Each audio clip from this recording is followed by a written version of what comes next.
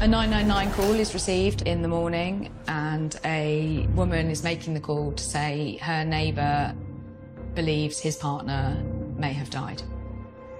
She says he thinks that the partner isn't breathing and may have suffocated. A few minutes later, paramedics arrive on the scene. When they get there, they identify the woman as Susan Nicholson. Rigor mortis has already set in and her face has turned purple, so she's clearly been dead for a few hours.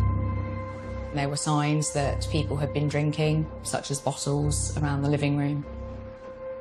For the police officers attending this scene, they didn't treat the incident as particularly suspicious or consider it particularly out of the ordinary.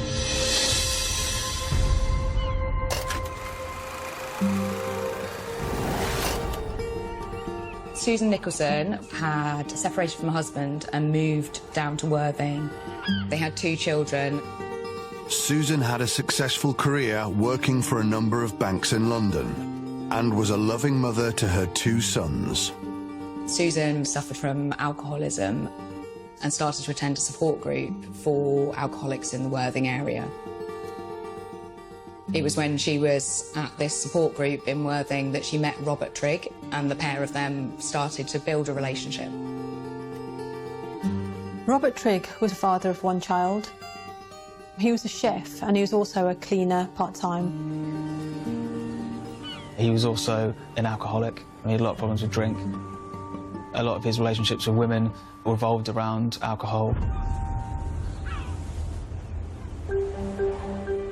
At 46, Trigg was 6 years younger than Susan, but the pair hit it off and their relationship developed quickly. When they left rehab, they did continue to stay together. Susan came into some money and she bought a flat, and they both moved in together. Generally, her life was going better than it had been for a few years. She was getting over the breakdown of her marriage. She'd got a new relationship. So it seemed to be going very well.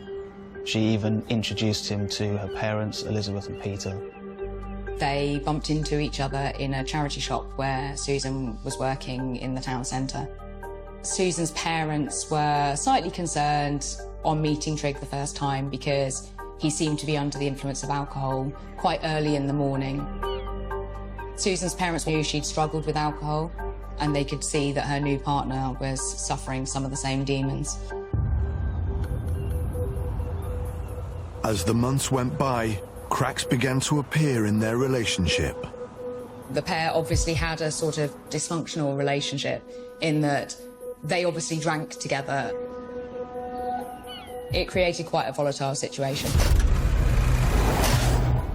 By April, there were obvious signs that Susan Nicholson and Trigg regularly drank together.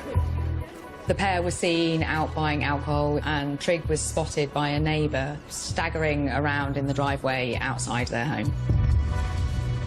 They seemed to be used to seeing them drunk or drinking, and for them to go and buy 2 bottles of vodka and plan an evening of drinking probably wasn't out of the ordinary for them.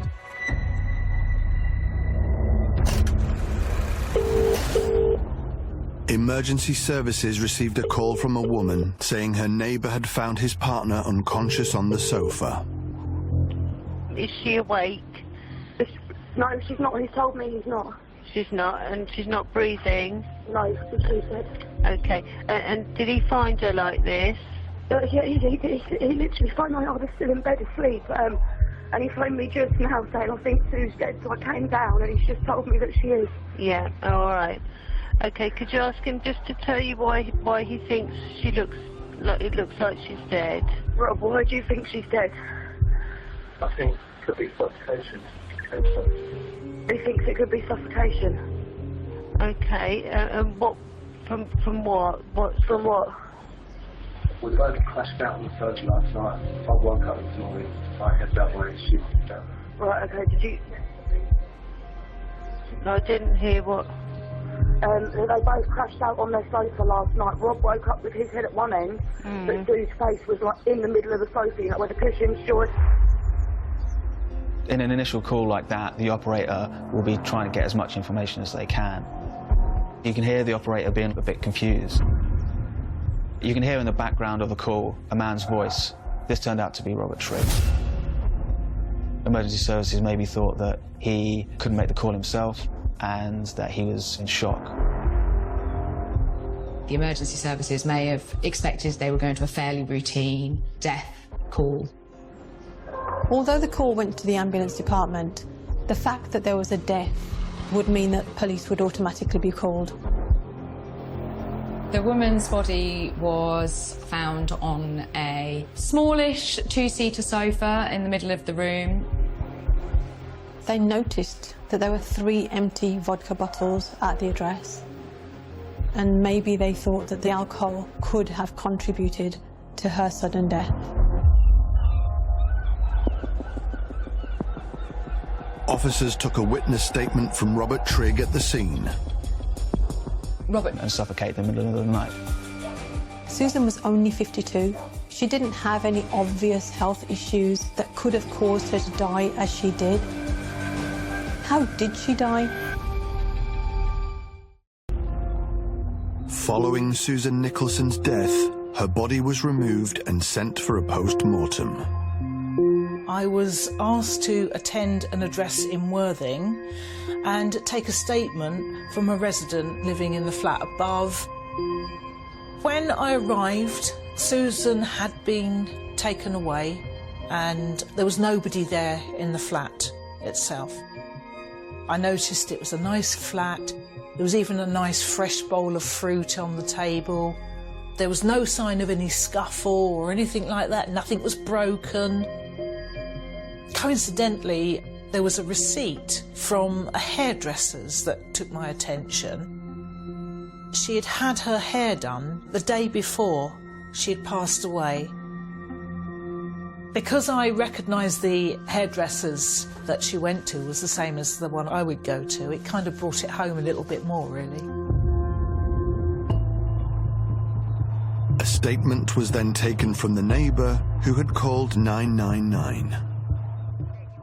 The young lady that lived in the flat above Susan Nicholson's flat was visibly shocked and very upset, bless her. She told me that Susan was her friend and she kind of took her under her wing a bit and looked after her. She said Robert Trigg was living with Susan and that they often had arguments that she could hear. The case was passed to the coroner.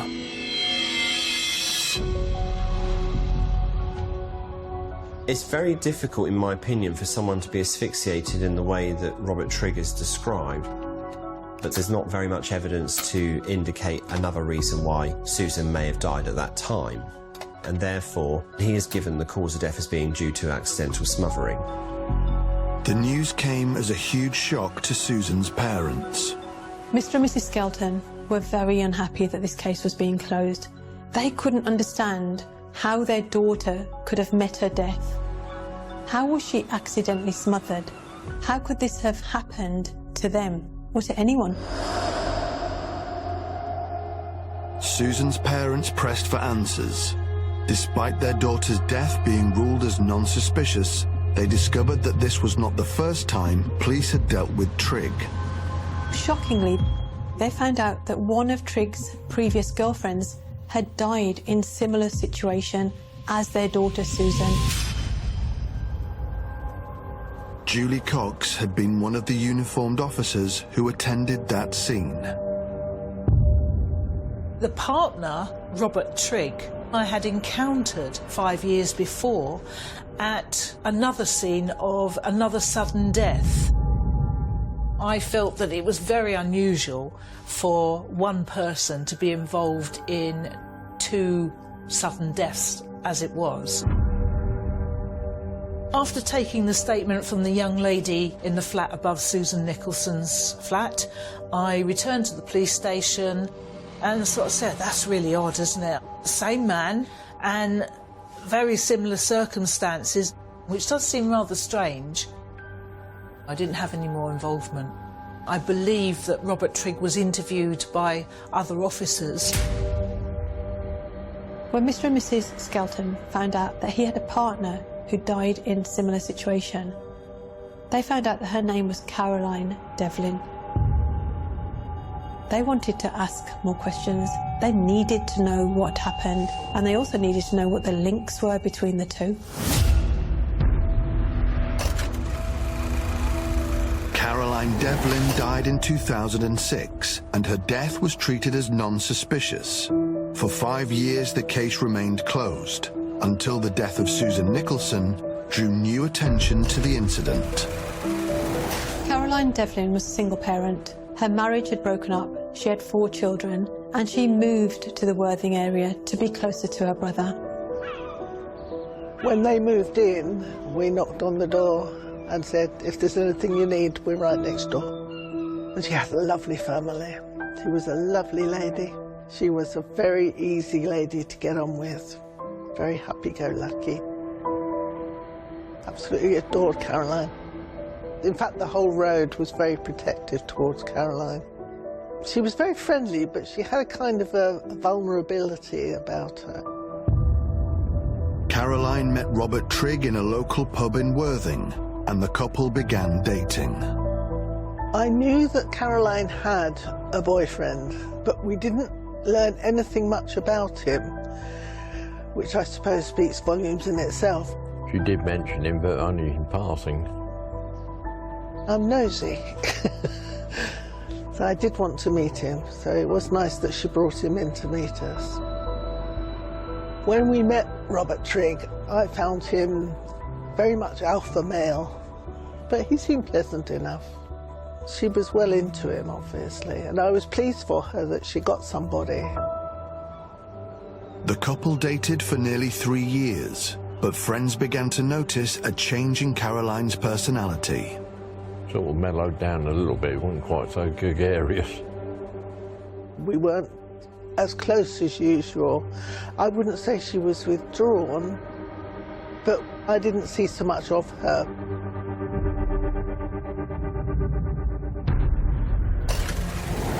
Family and friends grew concerned, and in March 2006, just weeks before Caroline's death, they witnessed Trigg turn physical. Trigg grabbed her arm aggressively. When her niece asked her about it later, Caroline said, it wasn't the first, it won't be the last. And prophetically, she said, I probably won't see my 40th. It just came out of the blue. I don't think I'm going to live my full life. I'm pretty sure that I'm going to die young. It came out of the blue and she never said it again. On the 25th of March, Caroline Trigg and a group of friends go to a pub nearby. They're having a good time. Then Trigg and Caroline goes to a neighbour's house. They came in fairly late in the evening. And we knocked back quite a bit, I confess. They weren't over amorous or anything like that, but they just sat next to each other, enjoying themselves. Trigg wasn't overly talkative, whereas Caroline was fairly chatty. That's how we spent the night. They left at about 1 o'clock in the morning and went home to bed. I arose between 8 and 9 o'clock. Went downstairs, started making the coffee. I was halfway through it, and a knock on the front door, and I could see one of Caroline's kids standing there, so I answered it. And he said, I can't wait, Mum. Can you have a look? I went next door. Trigg was sitting on the settee, staring at the floor, not saying a word. So I went upstairs to the bedroom. She was laying there. I sent the kids out of the room, downstairs. There was no physical marks on her, but it did seem strange that she was in bed with no sign of any bedclothes. I checked for signs of life, nothing. There was no signs of pulse or anything like that, so she was starting to discolour, which means she'd been dead a few hours. She'd been with us happy and laughing just a few hours before, and now I'm told that she's dead. It just didn't seem real. It didn't seem possible. One of the most shocking things about Caroline's death was that her death occurred on Mothering Sunday. her children found her on Mother's Day. They cooked her a Mother's Day breakfast. Of course, when they went up to take it to her, they found her dead in bed. Well, I did ask Trigg if he'd phoned the service. He didn't seem to answer. He might have mumbled something, but I certainly couldn't understand it. So I phoned the emergency services, explained to them what had happened. They said, right, we'll send somebody out. As emergency services made their way to the scene, Trigg appeared to get agitated. I was very upset. I'd lost a very dear friend. So I was totally wrapped up in my own. I wanted to cry and I couldn't because I had to look after Robert. And I was worried for him because he was in a state of shock. He got that, what soldiers call the 1,000-yard stare. He was just off into oblivion. And he wanted to leave. And I said, you can't leave, Robert. You can't leave until the police have been and gone, because they may want to talk to you. You were with her when she died. You can't leave. And I was trying to reassure him, because he really was in a state of shock. It didn't occur to me that he was concerned for himself at that stage. When paramedics arrived, they pronounced Caroline dead at the scene. Julie Cox was one of the first uniformed officers to arrive. There was a man in the living room who identified as Robert Trigg. He was very cool and calm and collected. He was sitting down, smoking a cigarette, reading his newspaper, and that kind of surprised me, because if he was having a relationship with Caroline, then I would have expected him to at least be showing some sort of emotion, but he showed no emotion at all. That I thought a bit strange, but then I thought, well, people are different. I joined my colleague upstairs and found Caroline Devlin. I could see that she was naked on the bed. She had her feet where the pillow should be, and her head was at the feet of the bed, and she was laying on her front. Caroline appeared to have been dead for a number of hours. Julie Cox, then a police constable, questioned Trigg about his movements that morning. He got up, got dressed, and went to the newsagents and came back home again. He said that he'd got the eldest son to go upstairs and wake his mother up. But obviously Caroline was dead. I mean, I was a mum at the same time, and, you know, heaven knows what my two children would have done. Caroline's son went next door and asked the neighbours to call the police. I did think it strange that Robert hadn't called the police, but on the other hand, I think he was just quite simply in a state of shock, or I thought he was just quite simply in a state of shock. What would you do, you know? I don't know how I would have reacted if I'd woken up next to a dead person. Caroline's death was deemed non-suspicious but unexplained, and referred to the coroner to determine cause of death. The routine autopsy pathologist in this case had performed the post-mortem upon Caroline's body and found that there was bleeding within the head around the brainstem. And so they concluded that Caroline had an aneurysm which had ruptured and that had bled around her brain and caused her death. Caroline's death was ruled to have been due to natural causes, and the case was closed. It was a few weeks before we were told what they thought had happened to Caroline, and they said it was an aneurysm. It certainly fitted the circumstances, particularly as she'd been drinking. So we accepted it as one of nature's nasty freak accidents. Didn't think anything more of it. It was certainly an unusual set of circumstances, but no one could have expected that a sudden death in Worthing could have turned into a double murder spanning several years. 5 years after the conclusion of the investigation into Caroline's death, the parents of Susan Nicholson couldn't understand why such a similar incident had not raised concerns about their own daughter's death. If Trigg had been searched on the police national database, that should have played a part in the investigation and alerting the investigating officers of suspicions around Susan's death. One key similarity involved Trigg's behaviour in the immediate aftermath of both incidents. They've got 2 women who died whilst in his bed or on a sofa, and situations where, upon discovering their bodies, instead of, doing anything constructive, he goes to a shop. After Susan had died, he'd phoned his brother at 8:33 in the morning. At 8:47, he spoke to his neighbour, who actually did call the police because he said that Susan was dead. But he didn't actually call police himself or call an ambulance at all. And Susan's parents had more questions about Trigg's version of events. They have their suspicions, primarily about the size of the sofa.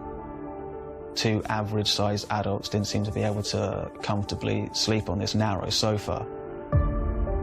Trigg is a heavy-set guy, weighs 15 stone. They didn't see how it was possible for 2 people to be asleep on this sofa at the same time. We knew it wasn't an accidental death. So we couldn't give up because we knew that Trigg had murdered Susan.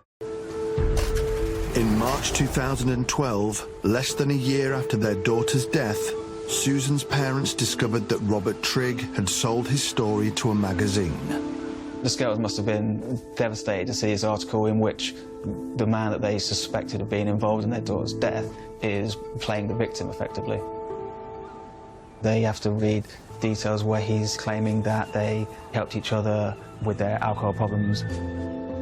When I was with Susan, the world seemed a better place. I had no urge to drink. He says that Susan wanted to marry him. This didn't add up for them because they knew that their daughter told them that she never wanted to get remarried again, and they'd heard evidence in the inquest about both of their heavy drinking. We often slept cuddled up on the sofa. I had no idea it could be so dangerous. But they knew that a previous girlfriend had also died in similar circumstances. I keep asking the question, why? Why did the police do what they did? They gave Robert Trigg preferential treatment, and they treated Susan as if she was of no consequence. For 4 years after Susan's death, the Skeltons put pressure on authorities to reopen their daughter's case. They kept contacting Sussex Police, asking for an investigation. They also wrote numerous times to the IPCC, who are the Independent Police Complaints Commission, but with the same result every single time. We think the police and the authorities did let fail Susan us, down. Yeah, they failed us and failed Susan. Yeah. After multiple failed attempts to get Sussex Police to reinvestigate Susan's death, Peter and Elizabeth Skelton contacted a barrister to take a look at the case. They were convinced that their daughter had been murdered, and so they were very anxious to see whether there's any other route they could take in order to push forward a prosecution. They were then in their late 70s, but they both had very strong minds. They felt like they were crying in the wilderness because it was almost like that the world had gone mad because it seemed so obvious to them that he was the killer. I think what the Skeltons were trying to achieve is almost impossible. They are 2 normal people who have lost a child. For them to take on an institution to try and get justice for their daughter is no mean feat. And it takes a lot of courage, integrity, and fight. They told me about Susan, for a start, and I'd already seen pictures of her and read about her, and she was obviously a really lovely woman. Lovely family, close family, lovely people.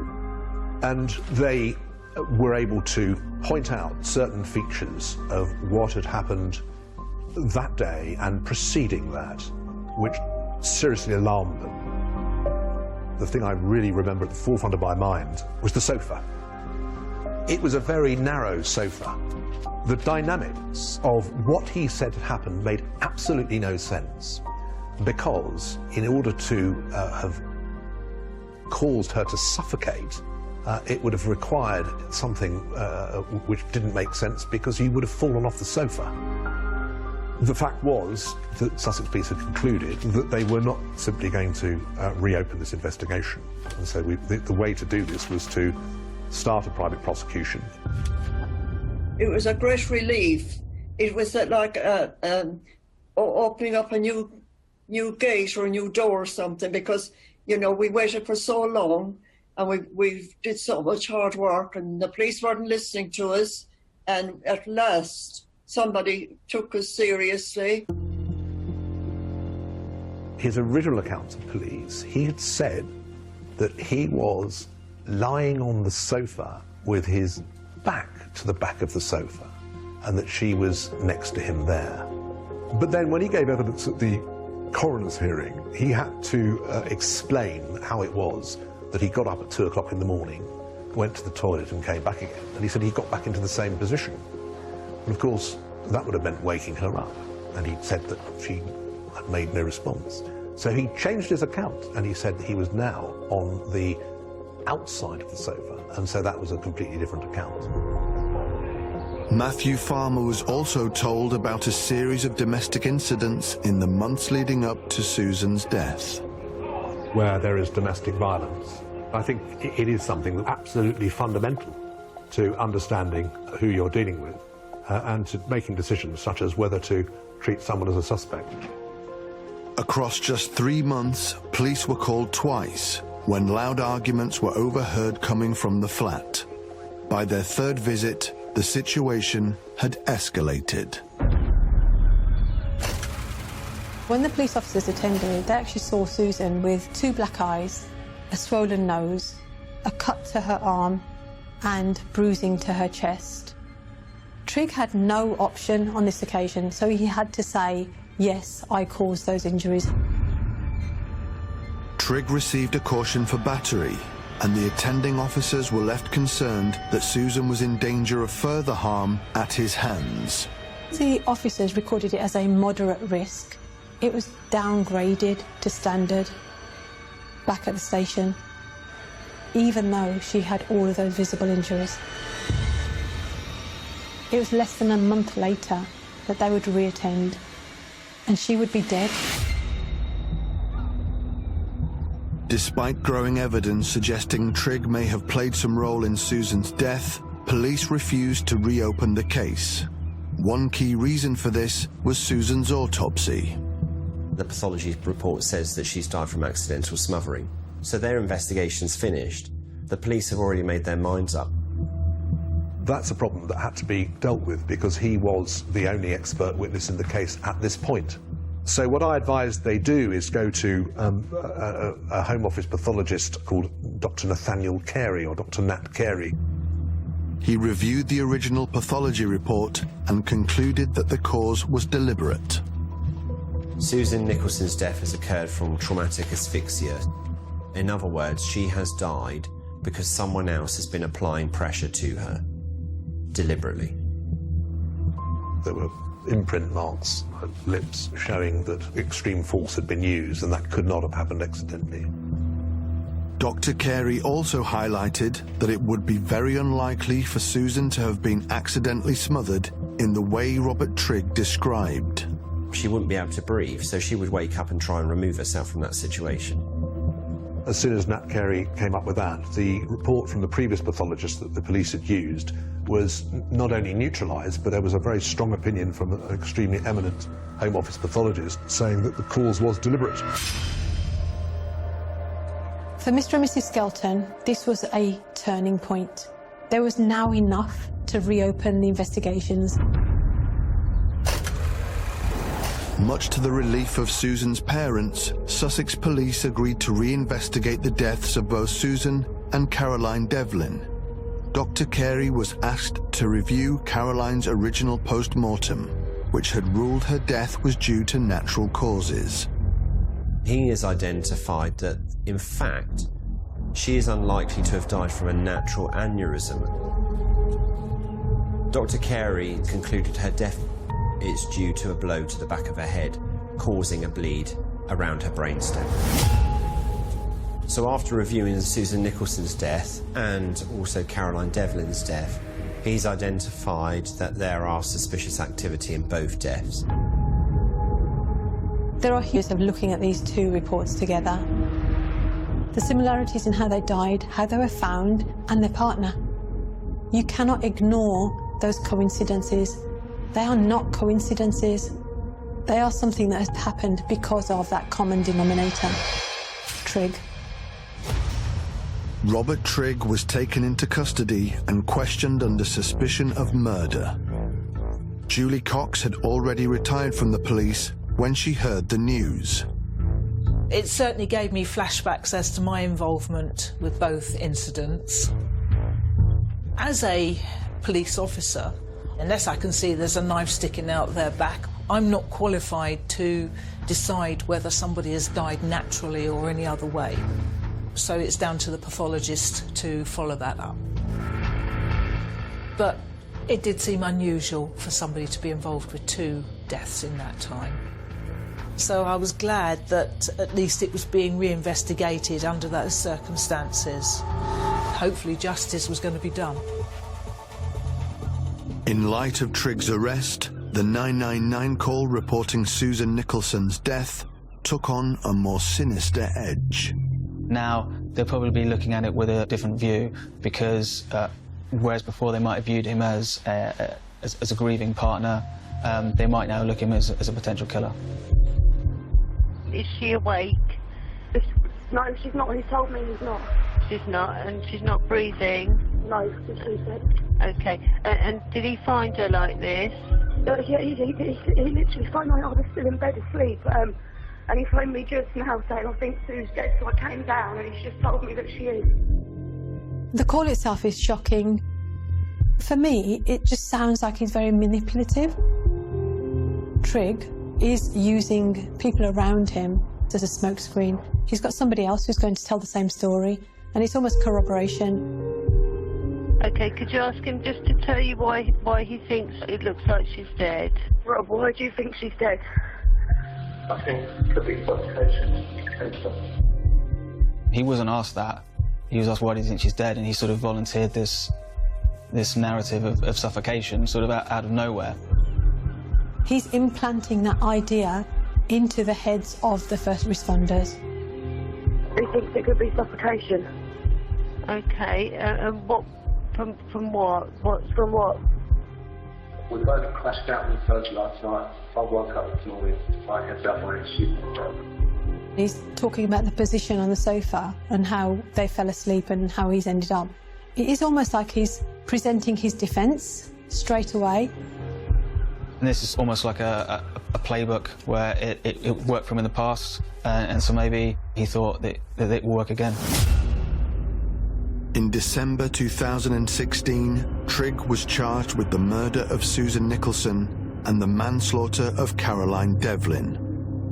Susan's parents were one step closer to justice for their daughter. I was delighted. Their hard work now over 5 years had paid off.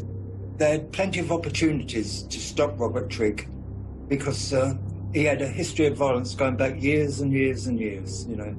And so they could have stopped Robert Trigg well before he got to Susan. The charges against Trigg came more than 10 years after the death of Caroline Devlin. I'd got over the shock of her death, and now I was being told that there was a possibility that it wasn't a natural death after all. I thought back to the way he was reacting on the morning when he sat with me, and it had a totally different meaning. It fitted either scenario, whether he was shot because she died unexpectedly, or whether he was shot and wanted to get away because he'd actually been the cause and didn't want to get caught by the police. I was shocked that they hadn't looked into it. It took someone else dying in the same way to find out what had really happened to Caroline. The trial of Robert Trigg began in June 2017 at Lewes Crown Court. If found guilty of murder and manslaughter, he faced life in prison. It was important for prosecutors to link the deaths that were 5 years apart. On both occasions, he went shopping. Those are not the actions of somebody who is distraught, who's just been through a traumatic experience. That's somebody who is planned, controlled, unemotional. The only real differences between the two deaths was the manner in which Trigg killed them. Susan Nicholson had died of traumatic asphyxia, and Caroline Devlin had died from a blow to the back of her head. The common denominator here is Robert Trigg. He's there when both women have died. In order to back up the conclusion from the pathology reports, the prosecution needed to demonstrate that Trigg was a serial abuser. Part of the prosecution's case was to submit what's called a bad character application. That's where prosecutors will apply to a judge to be able to bring up past crimes and police reports and anything that they think speaks to the character of a defendant. Prosecutors presented the jury with evidence of multiple previous incidents with former girlfriends, where Trigg had become violent. One of these incidents that prosecutors put to the jurors was that Trigg beat up another previous girlfriend so badly that she was in hospital for 3 weeks. During that incident, it was actually him that called police and said, "You have to come down here and arrest me or I'll kill her." Caroline Devlin's neighbour was called to testify about Trigg's behaviour in the aftermath of Caroline's death. I could not help thinking back to that morning and what he had been like, and it just all made total sense. He wasn't alarmed that somebody had died, he was alarmed that he had actually killed her. And the cross-examination started. And that went on for quite a time, and eventually it concluded. I think the defence lawyers were not overly happy. Robert Trigg, yeah, he was subdued and sort of staring into space. I had to walk in front of him, where he'd been sort of leaning forwards and looking at the floor. He raised his head, sort of nodded, and a smile that was sort of hollow. One major problem for the prosecution was the length of time that had passed since both deaths. It would have been more difficult to provide real, tangible evidence, and the defence team would have used that to try and undermine that prosecution case. One element of Trigg's defence centred on the number of years that had passed between the various domestic incidents highlighted by the prosecution. He claimed that there wasn't as many abusive incidences as you might see in other cases. It was only a few incidents over a long period of time. That is not an excuse, that is not acceptable. And even when you say there's a small number of incidents over a long period of time, a small number of incidents that were reported, but what about the ones that were not reported? During the trial, Caroline's children testified. It must have been horrendous for them to have to go through that. That to me is the most shocking thing. They're never going to forget seeing their own dead mother on Mother's Day. What would you say to the families of the women that you killed? You sent children to find their mother's body. Isaiah 50, verse 11. They should be in here, not me. After a 10-day trial, it took jurors just 6.5 hours to convict Robert Trigg of the manslaughter of Caroline Devlin and the murder of Susan Nicholson. Robert Trigg was sentenced to life in prison with a minimum term of 25 years. Really, it's cost us a lot of sleepless nights. Again. We blame the police for this because we've told them for 6 years all the facts, but they just wouldn't listen. a new inquest into Susan's death was opened. It looked at Sussex Police's investigation into Caroline's death and the way they responded to the information they had about Trigg prior to Susan's murder. So the jury unanimously concluded that Sussex Police had information that should have alerted them to the fact that Robert Trigg posed a real and immediate risk to Susan Nicholson's life, and that the police had failed to take reasonable steps to protect her. The jury also found there were significant failings in the investigation following the death of Caroline Devlin. We hope the Sussex Police will reflect on all the jury's conclusions and ensure that victims of domestic violence and their families are better treated in future. Sussex Police accepted the findings of the inquest and apologised to the families of Susan and Caroline. They vow to improve the way in which they respond to cases involving domestic abuse. It was a remarkable vindication of the Skeltons' long-standing and patient efforts to achieve justice for Susan and for the truth to come out. And of course, without Peter Elizabeth Skelton's determined campaign, the family of Caroline Devlin would never have discovered the truth about Caroline. I will always remember Caroline as the most bubbly person I've ever met. She and I laughed a lot. And that's the way I will always remember her. The job of the police is to keep our communities, our people, our families safe. The police failed, but what the Skeltons did, they took a... Tonight, a love story that turns into a lost story. A lost mom of two young boys, that is. Plus a key witness, Deborah, who asks the police to pray with her before she tells them what she knows. An all-new 2020 starts right now.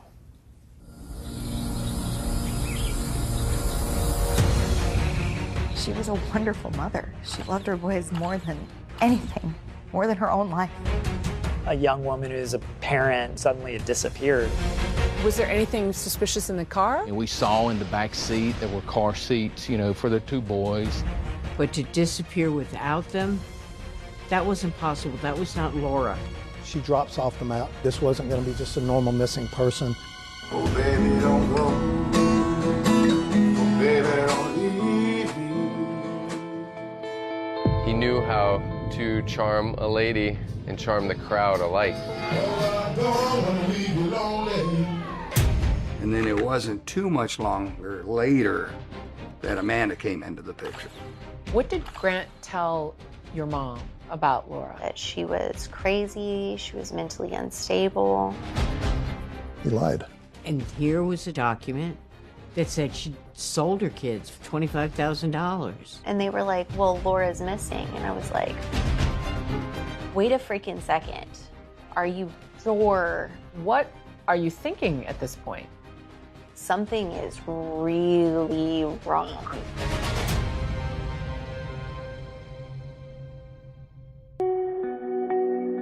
You've got to be sick and deranged. What would drive anybody to commit such a crime? Wherever she is, her heart is breaking. The search continues. There's been cases I investigate I don't even remember, but then there's some that while you're in the midst of it, this one was just different. Oyster Creek is notorious for alligators. It's just a long, meandering creek. It's a small creek, slow moving in that area. Very dark, murky, muddy water. Has zero visibility. It's heavily wooded. There's a lot of lily pads. All the lily pads literally took off the creek.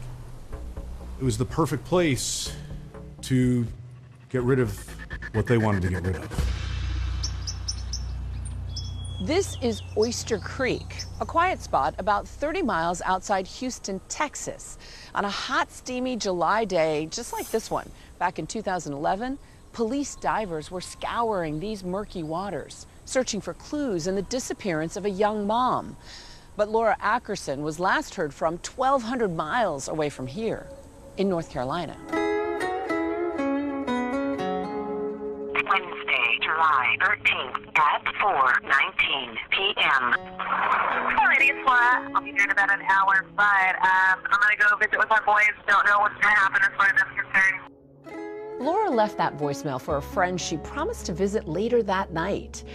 Meanwhile, another friend and business partner, Siobhan Mathis, was also waiting to hear from her.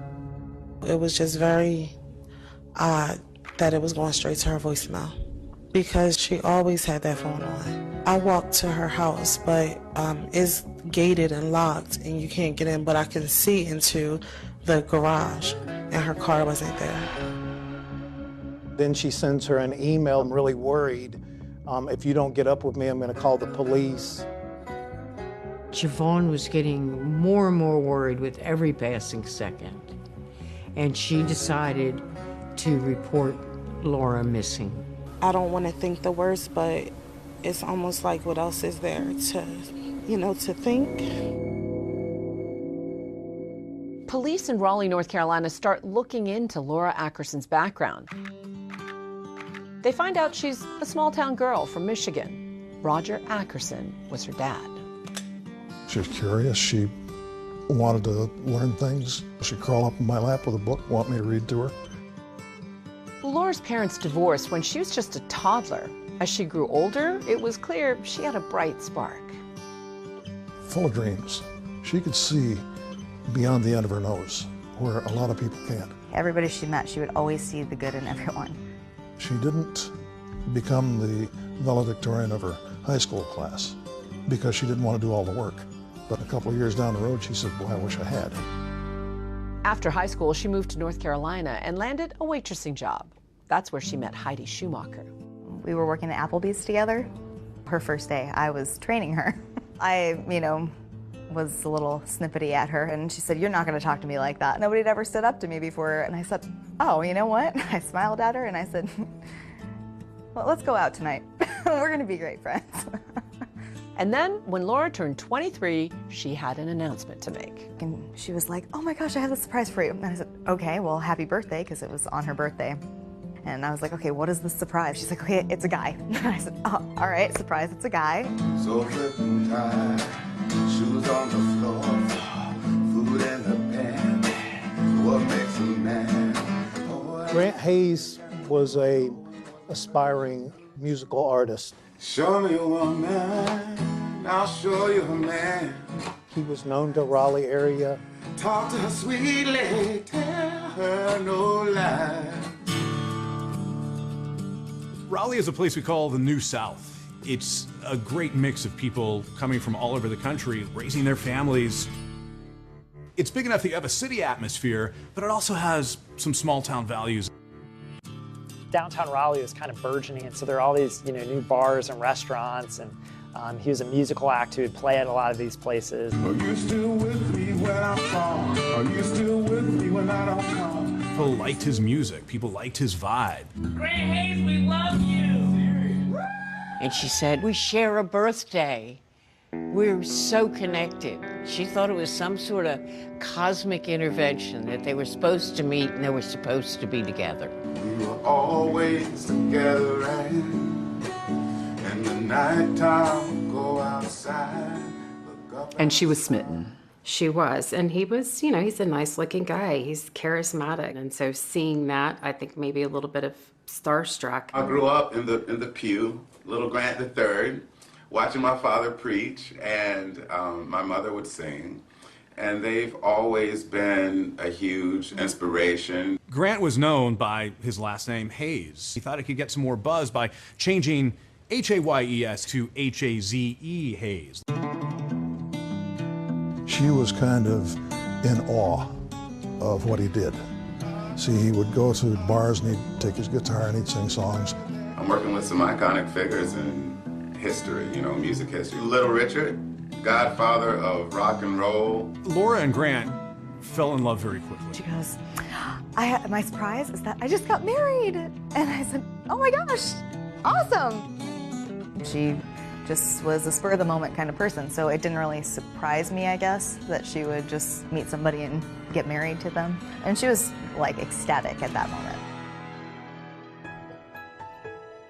Laura got pregnant very early on, and she had a little boy named Grant, the fourth, always referred to as Little Grant. What she told me after she delivered the baby was that She was very happy because when Grant walked in and saw him, he fell in love with the baby. Oh, baby, don't go. Oh, baby, don't leave me. Heidi was not a fan of Grant Hayes, and she was very clear about that. We've had hateful tension between us since the moment we met.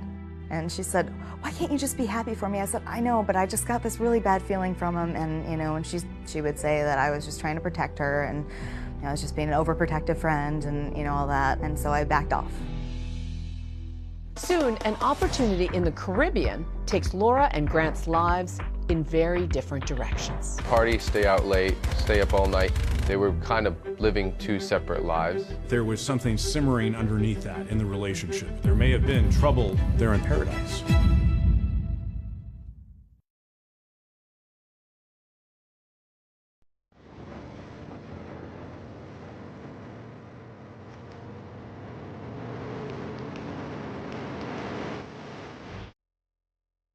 St. John is a really quaint, quiet island.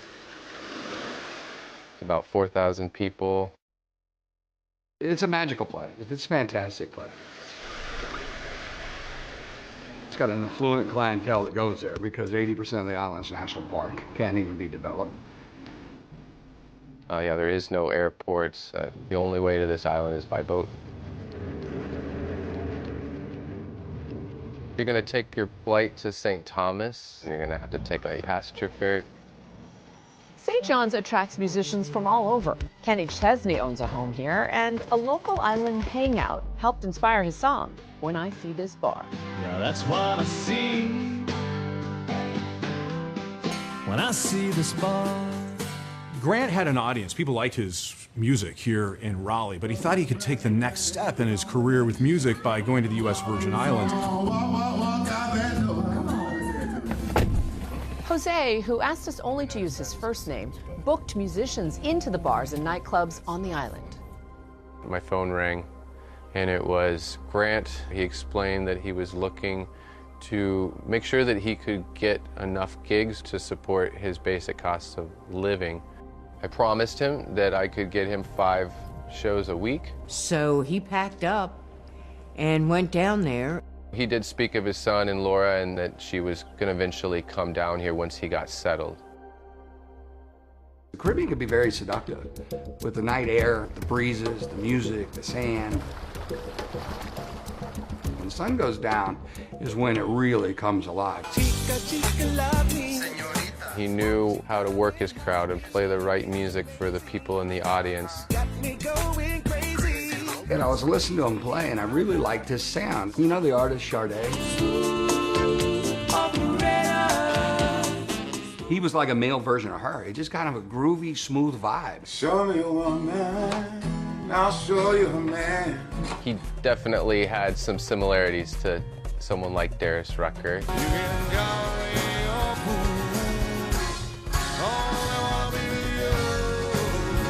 I want to love, and I want to give you more. I owned a bar on the island of St. John. How I first encountered Grant Hayes, he was playing, I believe it was at the Parrot Club. He was taking a break. He says, man, I really dig your sound. I'll bring some people from my bar down. And he says, really? From your bar? Yeah. But they won't be spending money with you if they're not at your bar. I don't care. They'll have a good time. Are you still with me when I fall? Are you still with me? He was just waiting for that one guy to come in that's on vacation that might be with a record company. To actually identify and recognize that this guy has talent and let's make him an offer. Man down, baby. But for now, he had to make do with paychecks of $150 to $200 per gig.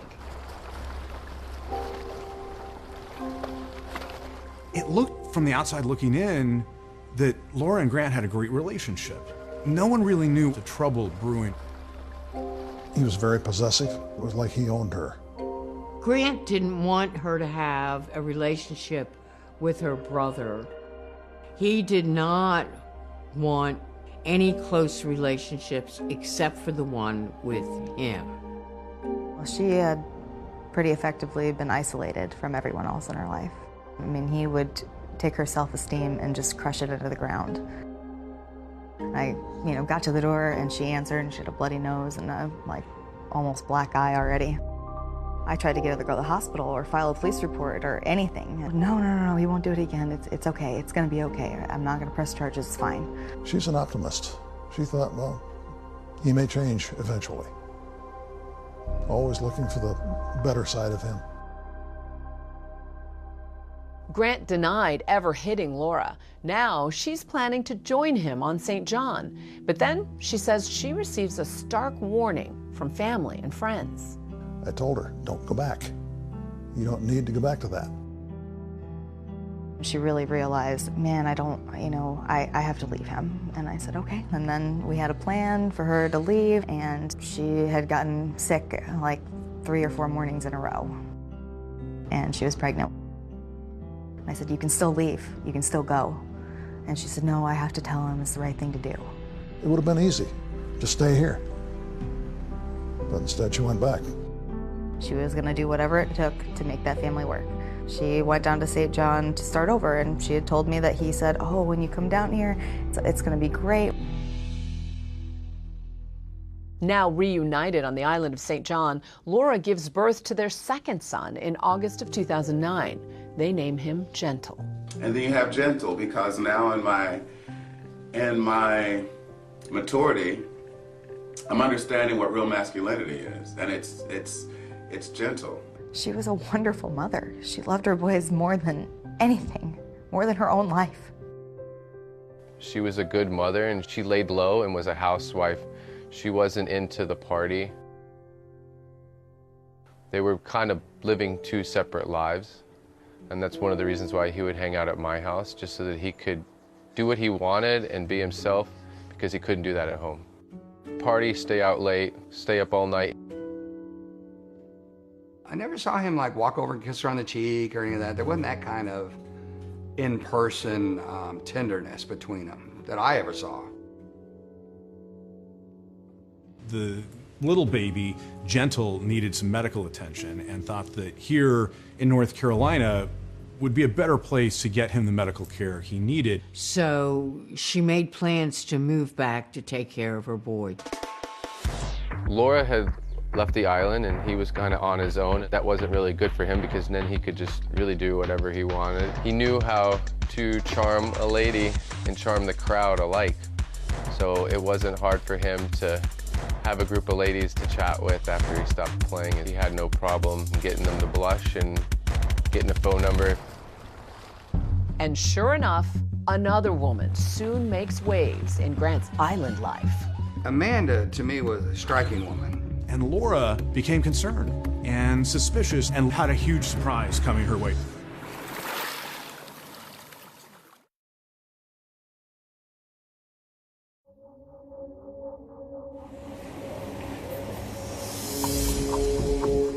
It appeared that things were going well in St. John. Grant was trying to get his music career going there. Midnight train, don't give a ride to the north. And Laura, she's living here in North Carolina with the 2 little boys, trying to get their youngest son needed medical treatment. And then it wasn't too much longer later that Amanda came into the picture. Amanda, to me, was a striking woman. Amanda's daughter, Shay, shared a lot of details with us, but she asked that we not use her last name. And what was your relationship like growing up? My mom was my best friend. My mom was my hero. Like, what do you want to be whenever you grow up? I want to be like my mom. Amanda had been married 3 times previously, and the most recent husband before Grant was a wealthy businessman in Texas. And he actually died in an accident. After his death, there's a lot of money that Amanda inherits. Her big claim to fame was in acting. She was in the actual Stepford Wives, the remake that was done with Nicole Kidman, and she had a very small part. So how did she end up in St. John? She went down there on vacation. She was supposed to be gone for 2 weeks. She loved it so much. She moved down to the Virgin Islands. That was where she wanted to live. You lived there with her? I did. How old were you at that point? I was 20. And so how did she meet Grant Hayes? He was playing music. So it brought some people down there to listen to Grant play, and Amanda come in. She was looking at him like she hadn't eaten in a while, and he was a steak. Who pursued whom? The tango is two-sided. And did you see their infatuation, romance unfold? It wasn't instant. It wasn't like, oh my gosh, fireworks, oh. I definitely started seeing him hanging with Amanda, and it was obvious that they were a couple. I called him out for it. I said, man, you can't be doing this with her up in the States, Lori up in the States. He goes, oh, no, we're getting divorced, and it's over. She's staying up there. She's never coming back to the island. What was Grant's relationship like with Amanda? Yeah, I think with Amanda, because she was a little bit older, more mature, I don't think that she was sort of pushed around and controlled. Got very territorial. Let's say there's a group of females in there, and one was, Grant and her were having too much eye contact and smiles, whatever. Then Amanda, being over here, would have the server bring her a drink, so that's from Grant's girlfriend. To kind of set her territory. And Laura, from a distance here in North Carolina, became concerned and suspicious there was something else happening there. Eventually, this relationship between Amanda and Grant takes the next step. It develops into something more. And they make the move from the Virgin Islands to New York. She convinced him that she can introduce him to the people that can make his career take off. Was he successful? I mean, he got repeat bookings at some of the different places. He played the Grant Hayes variety show. Let me get a warm welcome for Mr. Grant Hayes! I don't know. I ain't trying to. And then Grant says, to Laura, I would really like little Grant, their oldest son, to come visit me in New York. Grant assured her, this is just for 10 days. 10 days came and went, and he hasn't brought Grant back. And Laura was asking why. You said you would. And Laura had to file for custody to even see her son again. She didn't have a choice. Fighting to get her oldest boy back. In April of 2010, Laura hears surprising news. Grant calls her and says, Amanda and I just went to Vegas and we got married. It's a bombshell. It's a shock to Laura. It was a little surprising that they were getting married. They were definitely moving very fast. I married my soulmate, my best friend, and she is something that I wanted my whole life. Friends and family had been given the impression that Laura and Grant were married, but apparently they never were. Then Grant took a very aggressive move and went to court without her. He made these allegations about she's mentally unstable, she doesn't have a stable home, she's working as an escort. They had alleged that Laura was a danger to the children. He lied. He said several things in the ex parte custody order that just plain weren't true.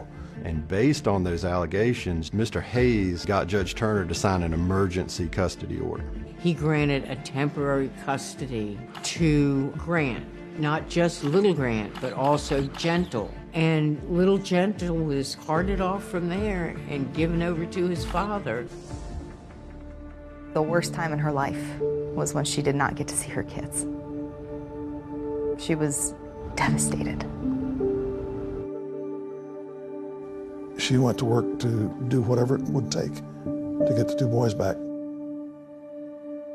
As for Grant and Amanda, they moved down to Raleigh as the custody battle heats up. We had the court appoint Dr. Ginger Calloway. Where do you practice? In Raleigh. To evaluate both parties. To be able to give the court an opinion over whose home may be the best home for these children to be in. During that evaluation, Laura went on the record to say that Grant had isolated and controlled her, while Grant charged that she was the one manipulating him. When the psychologist's report came in, the parts about Mr. Hayes referred to him having some, what the psychologist called, illogical and disturbed thinking. He rages angrily about Laura in front of the children. It is obvious they do not want Laura included in the children's lives. This is very concerning because, in essence, they want to obliterate her. And she came basically to the conclusion that, yeah, Laura had work to do. She is less mature than other adults and is easily overwhelmed. The psychologist did recommend a 50-50 split in custody, and that would have been a substantial improvement for where we were. In the meantime, Amanda had gotten pregnant. Lily in love. Lily in love? Yes. And gave birth to a little baby girl. All right. They were thrilled to welcome baby Lily into the world, joining Grant's 2 sons. But that was overshadowed by Grant's struggles to break through in the music business. Between the legal proceedings and I think Grant's spending, they're out of money. It was a mess. Yes. He was the reason that my mom was not okay. Sitting in a bathroom floor crying, going, I have no idea how the hell I'm gonna do this. I mean, what do? You've gone through over $200,000 in 18 months. That's how much money they went through? Easily. How dire was the financial situation? Oh, they were getting evicted from their apartment. Grant called his mom, Patsy, and said, hey, we need to move in with you. Hey, Mom, it's Grant. Me and Amanda and Lily are going to move in with you guys. I don't have the money for a storage building right now. If you could fund that to me, okay? All right, bye-bye. It's now July of 2011, and while Grant and Amanda sink, Laura's fortunes were finally rising. Her main priority in life was to get her kids back. She went back to school. She, got her own place, got her own job, got her own car. She was very enthusiastic about the career and getting her boys back. Laura even started a new company with her friend Siobhan, selling ad space on restaurant menus. She successfully pitched local restaurant owners and socialized with new friends. I am looking to Raleigh. I don't know if I'll be able to see you before 7, but I want to find out if you're going to be available after that at any point. Later. Laura sounds upbeat, but she has no idea that she's now driving straight into terrible danger.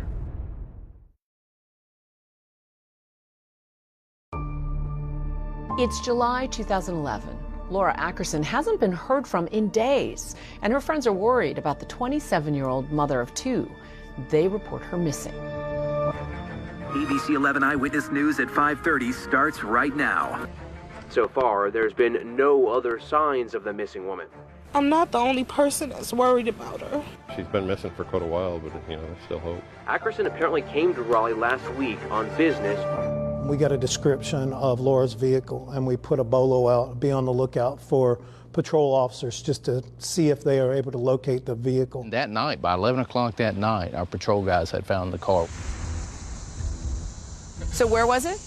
Right over here, if you see this black color SUV, it's right there in that same parking space is where it was. Was there anything suspicious in the car? But nothing really of evidentiary value. I mean, we saw in the back seat there were car seats, for the 2 boys. There was an idea that maybe she decided, hey, I'm going to go to the airport, I'm going to take a trip somewhere. If she had disappeared with her boys, that would not have been an overwhelming surprise. But to disappear without them, that wasn't possible. That was not Laura. So we definitely explored that possibility. We checked Laura's financials, we checked her cell phone records, all that. All her activity ended on July 13th.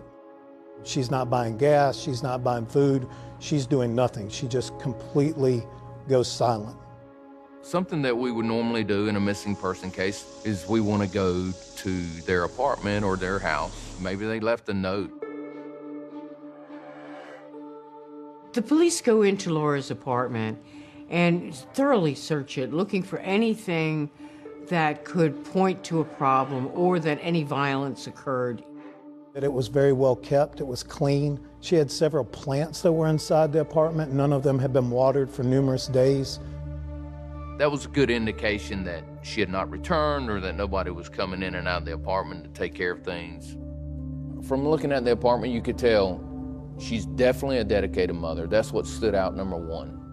Almost half the apartment was dedicated to space for the kids, and that kind of reflected her life, that so much of her life was focused on her children.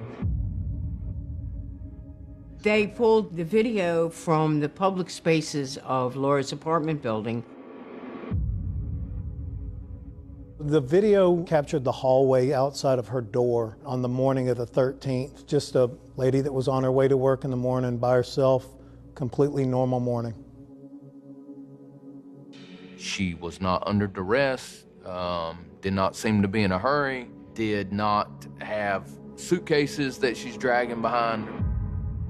We learned that Gentle had a birthday party the following weekend that was scheduled, and that Laura had no-showed on it. That's all when we started thinking this wasn't going to be just a normal missing person. We still want to look, hey, are there other people in Laura's life that may have something to do with her disappearance? Laura admitted that she'd gone to some sugar daddy sites. You're trying to meet maybe wealthier men. We were never able to show that there was any meeting of any kind between Laura and somebody else. One detective reaches out to Laura's ex, Grant Hayes, who says that Laura had visited him on the night of Wednesday, July 13th. He gives timeline of when she was there at the apartment. Well, she actually came up here to visit the boys and says that she left, after being there for a little while. Grant Hayes also tells investigators that 2 days after visiting his apartment, Laura was supposed to meet him at the local Sheetz gas station for their scheduled custody exchange. He shows up to the scheduled Friday 5 o'clock time. He has the boys with him. They would come in the store to use the restroom. Grant goes in to buy a pack of cigarettes. But essentially, they're waiting in the parking lot. And waits for over an hour for Laura to arrive. And she never arrives. He was sending out very angry email messages and text messages to Laura. You're late again. Where are you? And first at 5:30 tonight, we have new details and new updates on the big stories happening now. I'm Steve Daniels. I anchor the evening news covering Raleigh. This was a really compelling case. Our viewers were watching this every step of the way. She was to meet them and their father in Wilson that afternoon, according to the children's grandmother. She didn't show up at 5, and so he was there until 5, and he called me at 6:30 and said she had not shown up yet. It's distressing, and I just hope it all comes to an end quickly and that she's all right. It's not like her to do something like this, especially to not pick up her kids. Detectives realize that no one has heard from Laura since that voicemail she left on July 13th for her friend, Oksana Smarsky. I was in a study group and I saw my phone ring and I wish I would pick it up. And if I knew what would happen, I would not let it ring. I'll give you a call when I'm done, and I just wanted to let you know, too, I don't know if I'll be able to see you before 7, but that's there. Laura's destination that night had been Grant and Amanda's apartment. Tell me, where is the apartment? And so their apartment is right on the other side of this small building here. So how did you get a search warrant to go in? So we had developed enough information, I just think, to get that search warrant initially. We were really trying to develop a timeline for Laura. Any evidence that maybe Laura had been there. So one of the things that we did find in the apartment was a note. It appeared to be handwritten. Up on the counter in the kitchen area, just kind of laying there very conspicuously, which was weird. And what that note said was that Laura Ackerson, in exchange for receiving $25,000, would give up custody of her children. It was signed Laura Ackerson. That was suspicious, because everybody had been telling the police Laura would not leave her boys. Those boys were Laura's life. She would have never signed over her children for any amount of money. Why a note? You already are going through the court system. Why don't you just go through your attorneys? And that is not the only curious discovery in that apartment. As soon as they opened the door, hit with the overwhelming smell of bleach.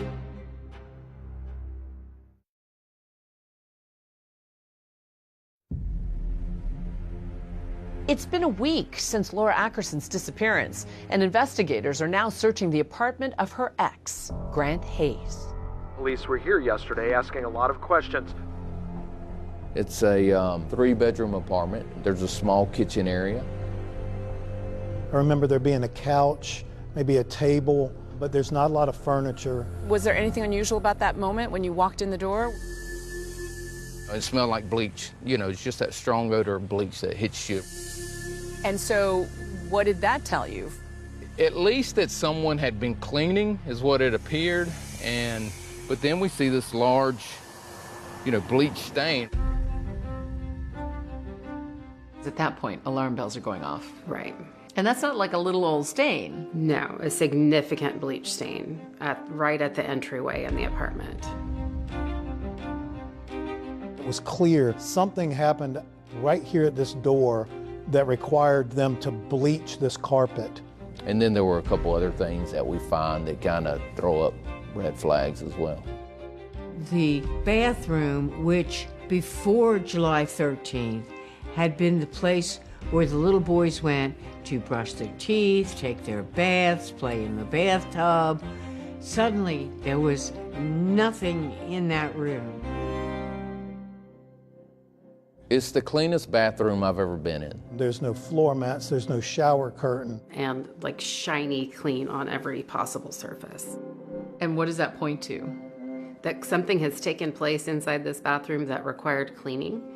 And I think it really stuck out too because the rest of the home, it wasn't super dirty, but it was not clean to the level that that bathroom was clean.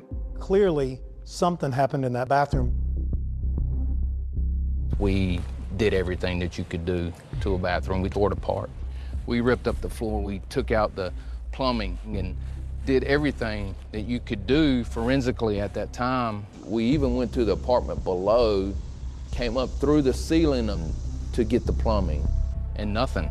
There was nothing. There was no blood. Laura's body was not there. Nothing broken to indicate a struggle. So we still are kind of on the fence of what do we have here? So investigators now have a lot more questions for Grant and Amanda. But first, they have to find them. Detective Falk had learned that Amanda had a daughter. Her name was Shay. And Detective Falk conducted an interview with her. The police show up at your door. What was that like? Terrifying. I've never had a speeding ticket before. I've never been in trouble before. And so what did you tell them? Well, they wanted to know where my mom was. And I was like, what do you mean, where is my mom? And I was like, what is this about? And they were like, well, Laura's missing. And I was like, wait a freaking second. You guys need to find my mom. And I need you to find out where the babies are because they are probably not okay. Where Shay tells us, my mom and Grant, they took off and they went down to Texas. Grant and Amanda were loading the kids up and making a trip to Texas to visit Amanda's sister, Karen Berry. She was going to go visit my aunt because my grandmother had just died and she hadn't seen her sister in years. And I told my mom, I was like, I want to go with you. And she told me no. Amanda's daughter, Shay, tells police Grant rented a U-Haul trailer at this location on July 16th. That's 3 days after Laura went missing. Now what investigators want to know is why. So after finding that, I requested surveillance video from U-Haul here in Raleigh. Why'd they rent a U-Haul trailer? Well, according to Shay, there's this kind of antique hutch that she was going to give to my aunt. At this point, Grant and Amanda were downsizing their belongings as they were getting ready to move. I guess that Grant was like, take it to your sister's, it'll be safe there. Did that sound odd to you? I mean, we've had this piece of furniture for like 20 years. Why are you worried about where it's going to be now? But whatever. Grant makes a comment when he goes to get the U-Haul trailer that he's going on a fishing trip with his son. The police wanted to know where Grant was, and so they checked his cell phone pings and found out that he was in Texas. One of the first pings that we get on Amanda's cell phone is her sister Karen Berry's house.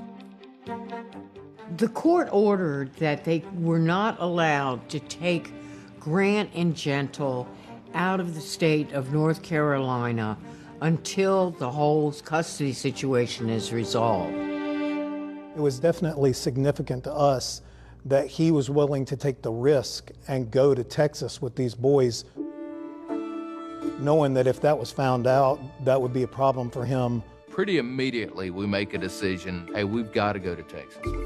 This is literally a 20-hour drive on a hunch that we could find evidence out there.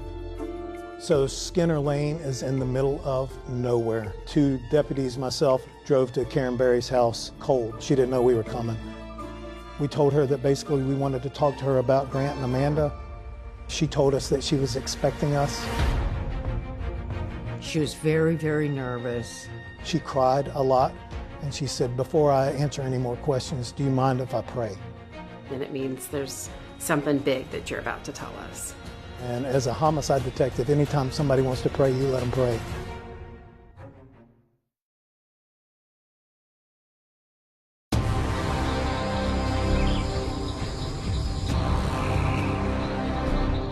My first reaction was, whew, this just got real. It was the lead story on the news night after night after night. Grant shows up to the Friday handoff and waits for over an hour for Laura to arrive, and she never arrives. I can't imagine being under that Texas sun trying to find the woman's body. It was just a grotesque thing to have to do. And you would have to dive through murky water like this? It's not a swimming hole. It's not a place where people go paddling in. This is just sort of a wasteland. You found a manual for the power saw. What went through your mind? No one does construction work in this house. And I'm just buying a saw at 2 o'clock in the morning. How the hell did we get here? As soon as prosecutors hear this song, they're like, wow. It was a song. Not real life. Until it is real life.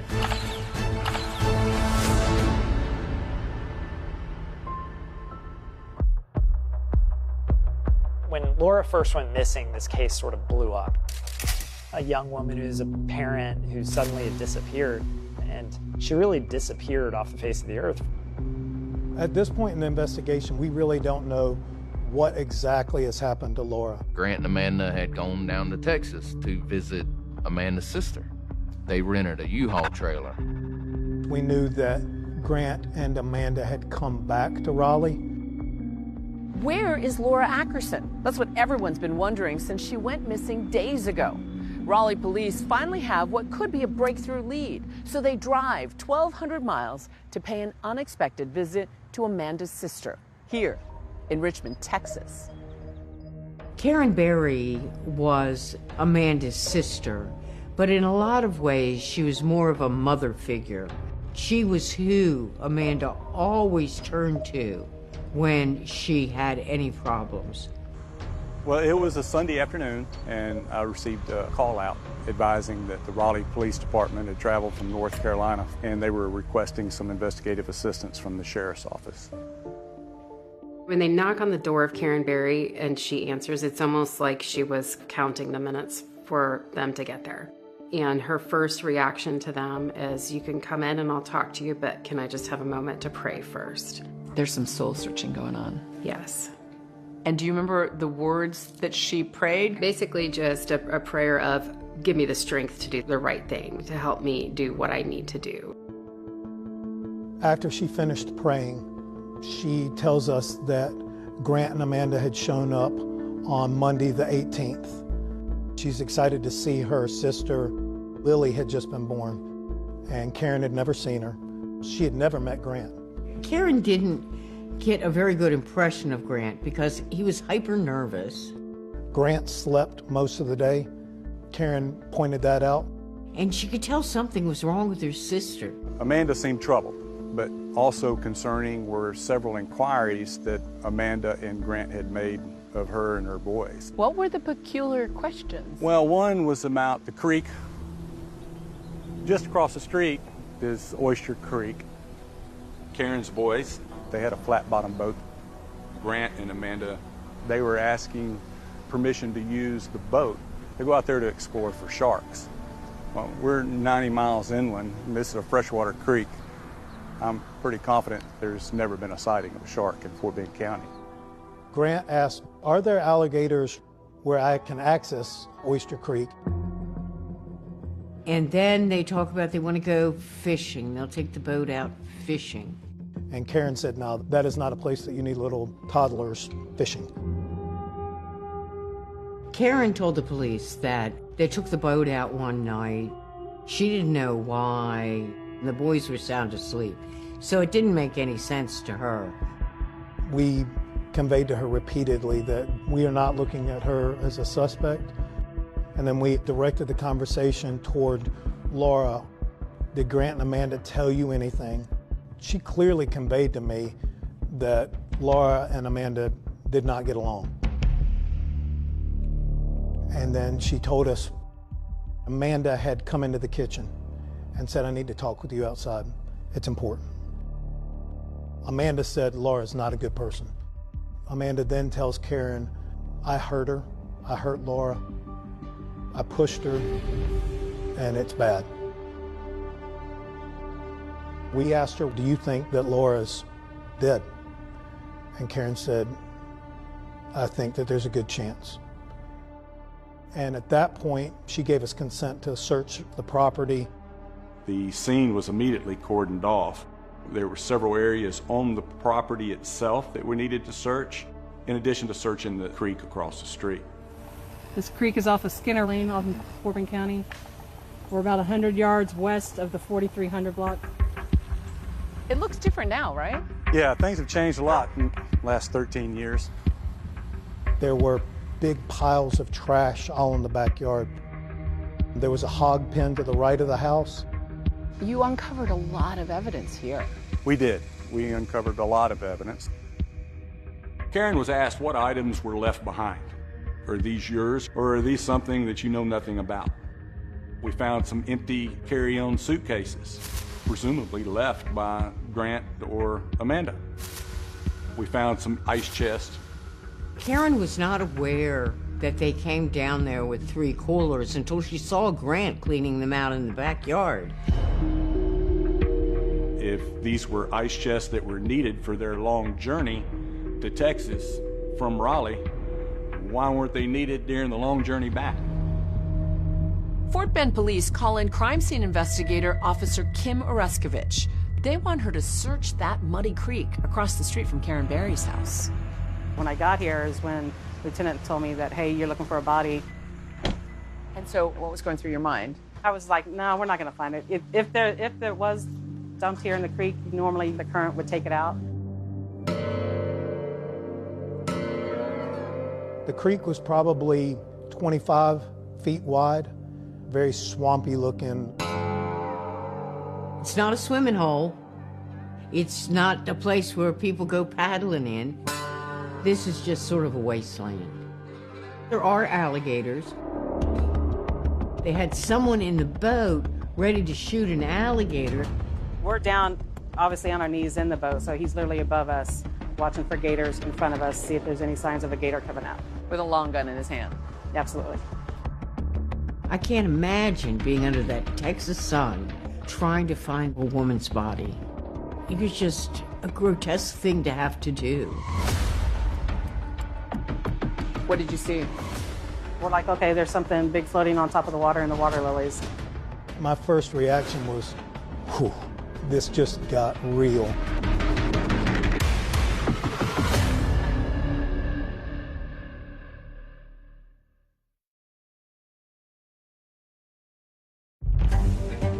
From the water to the riverbed, the search for Laura Ackerson continues. Laura's body believed to be dumped here in Texas. It was a hot July day when you went out on the boat. Yes. What did you see? We found something big floating on top of the water and the water lilies. And it was just white and pinkish. When we got up close to it, you could see that it's one half of a torso. When they said, oh, you're looking for a body, I wasn't expecting dismembered body, so that was a shock to your system.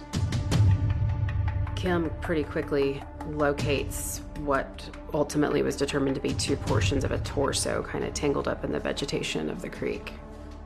And that kind of confirmed to everybody here, now this is a homicide. Once those dismembered body parts were found floating near the surface of Oyster Creek, Houston dive teams were called in. They had to search now beneath the surface of these murky, alligator-filled waters, looking for more remains. They need to know, is it really Laura? It's becoming important to find things like the hands or the feet or the head that can help with identifying the body. Mark Thorson and Brian Davis of the Houston Police Dive Team still remember being on scene that awful day. What kind of dives did you normally do on this unit? And we pretty much go get anything out of the water. Vehicles, guns, bodies. And what's visibility like underwater? Most of our dives on the dive team, we do not have visibility. You're basically just fanning your hand out or your arm out in front of you. You want to feel it before you run over it. The first 2 hours, we searched underwater. We didn't come up with anything, so we had to change our tactic, and that's when we decided to go on our tiptoes and go through the lily pads. And you would have to dive through murky water like this? Yes. This is what we were facing. When you're in the middle of it, it just closes in back on. It closes in on you, and it's difficult searching, or it's hard searching for what we're looking for. We started seeing sheen and smelling. If you've ever smelled a decomposing body, you know that odor, and you're not going to forget it. We're moving the lilies, and the scent would get stronger, or it would get weaker. As we're moving the lilies, you can see a white, grayish object in the water, and immediately knew that I had a body part. All I saw was what looked like skin, and I could see a bone. I called out to Mark. Mark swam over, and he placed his hands on top of mine and rolled it, and that was when we learned that we had the head. We recovered virtually all of her body, but the most important piece was being able to recover her head, because we were able to do dental record comparisons where that's as good as a fingerprint.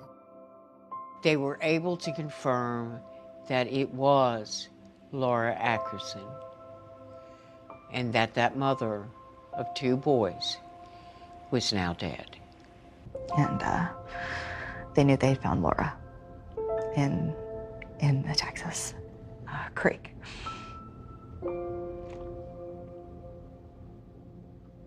Sorry. What was your reaction when you heard about body parts being found in a creek near your aunt's house, and somehow your mom's mixed up in it? It was the most devastating thing to have ever happened in my life. In my interviews with Karen, I was aware that Grant and Amanda were inquiring about where a Home Depot was at. They had some shopping that they wanted to do. Investigators visit a local Home Depot and uncover this video of Grant purchasing suspicious items, including muriatic acid. We had video evidence of the purchase of the muriatic acid, garbage can, and also some large cuff neoprene chemical-resistant gloves. A Home Depot employee told law enforcement that Grant had asked if the acid would eliminate the odor from a hog pen. We searched the hog pen, and we noticed a larger darkened spot, circular spot, right in the middle of the hog pen. In getting close to the soil, you could smell the chemical smell of presumably muriatic acid. So what do you think happened there? They attempted to dispose of Laura in that hog pen. Destroy her yes, physical remains. or at least means of identifying her. Despite having found Laura's body parts, the police still don't know how she was killed. But they do have enough evidence for arrest warrants for Grant and Amanda. We head down to Kinston to arrest Grant and Amanda at their parents' house. And we take them into custody. Grant left a note on the dresser of his parents' house, and it said that he grants sole custody of Grant, Gentle, and Lily to his parents. He had to know that he was in a dangerous position. Both Grant Hayes and his wife Amanda are now in jail. Hayes and his wife Amanda are both charged with murder in the death of Laura Ackerson.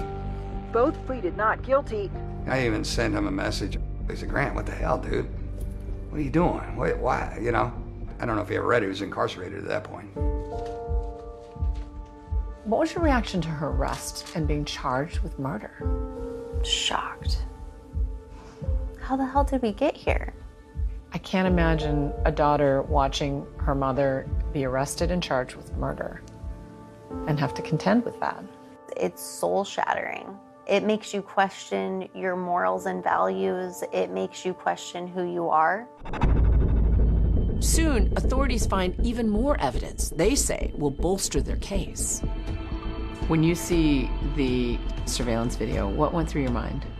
It's scary, it's barbaric, it's inhumane.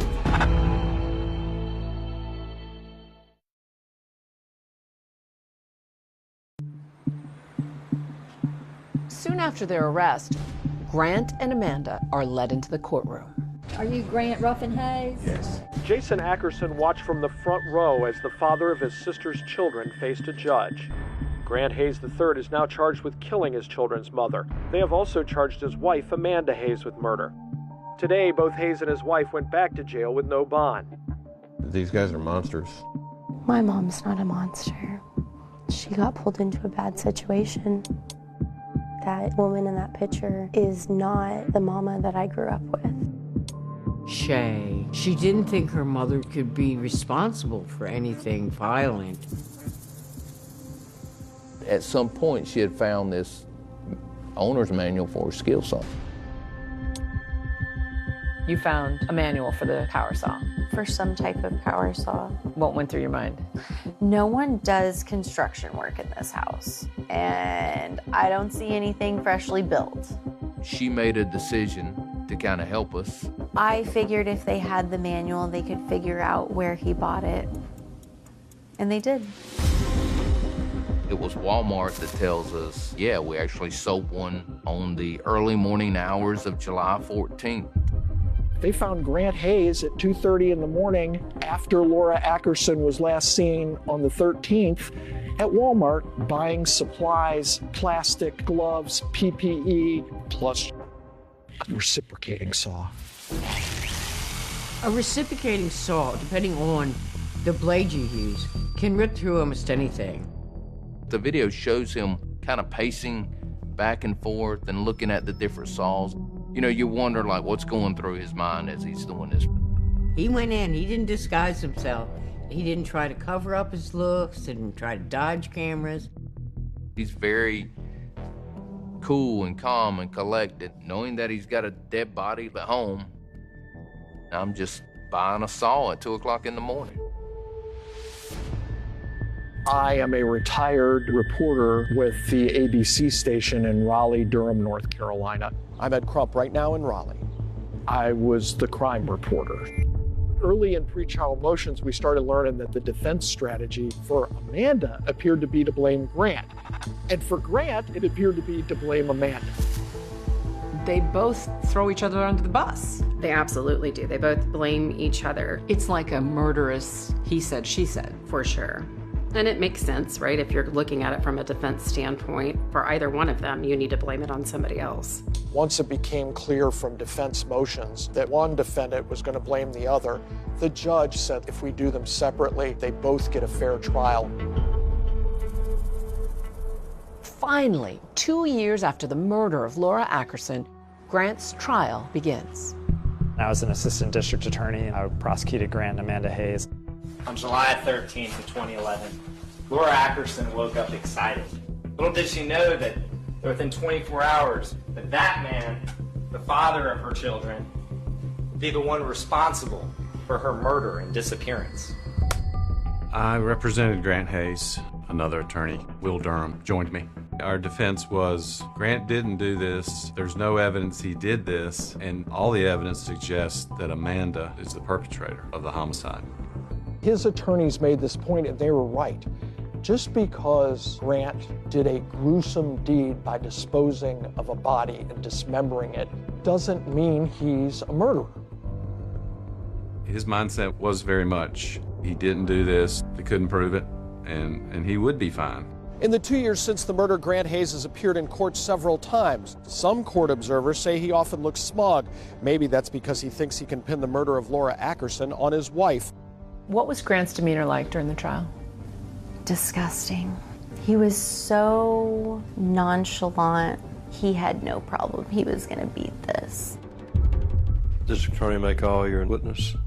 The way the prosecution decides to begin their case is to paint a portrait of Laura Ackerson. To do that, they bring in the people who know her best. Laura loved her children more than anything, and it showed in every action that she took.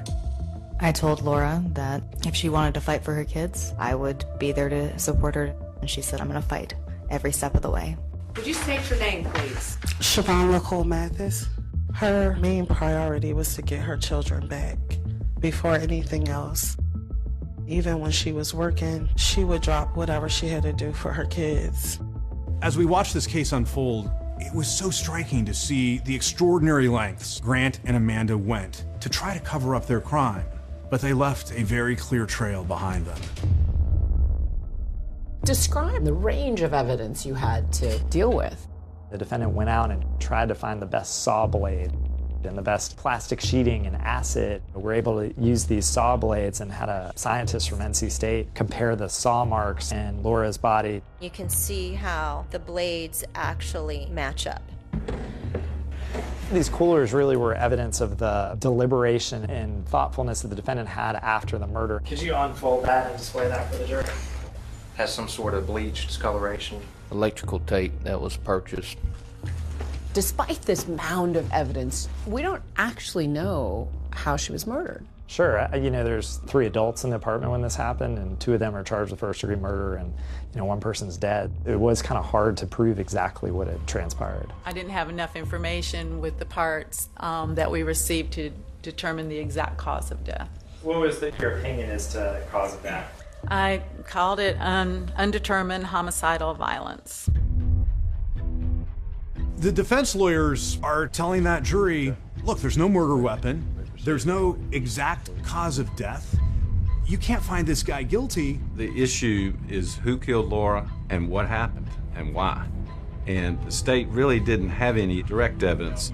This made the defense feel like there was a chink in the armor and that they had a way to get in. But soon, prosecutors would try to use Grant's own words against him. I got 2 foot by you. I can't take any more from you. As soon as prosecutors hear this song, they're like, wow.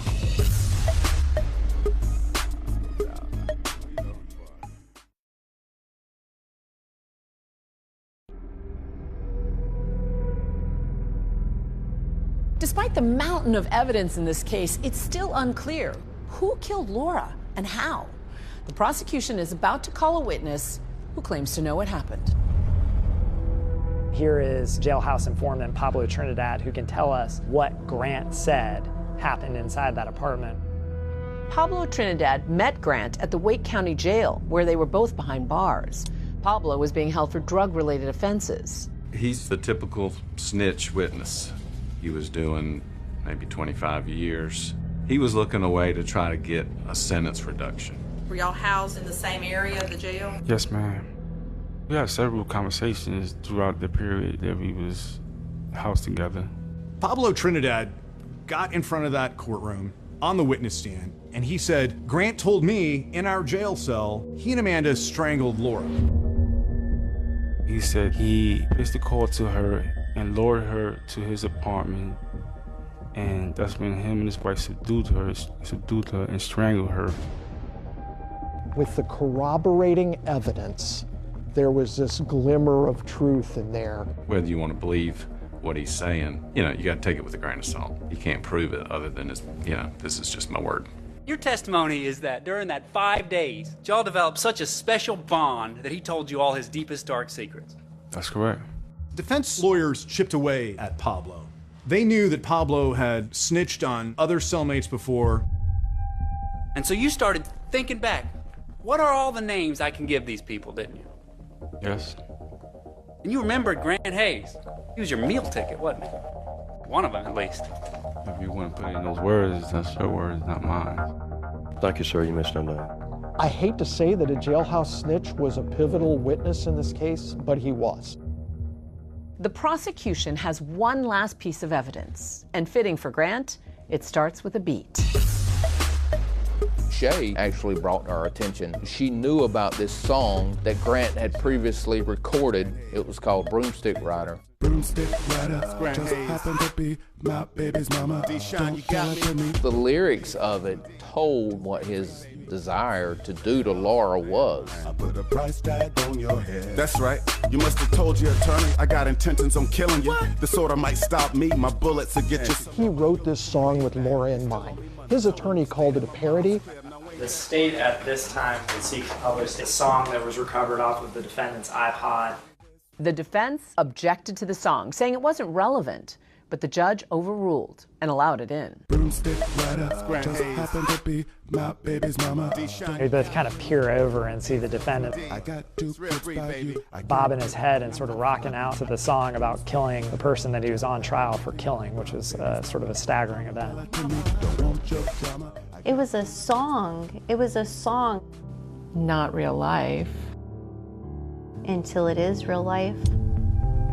And it messes up your entire existence. It messes up who you think you are at your core. Can we take a second?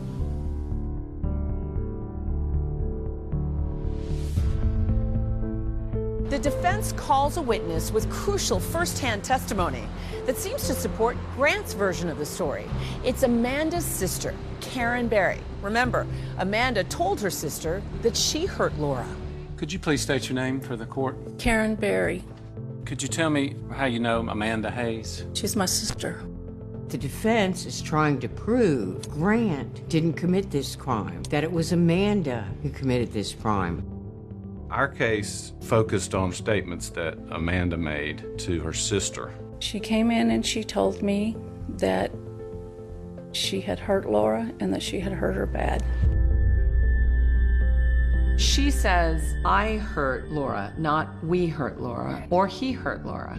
It actually benefited Grant to some degree because for Grant, you know, his defense is Amanda did this.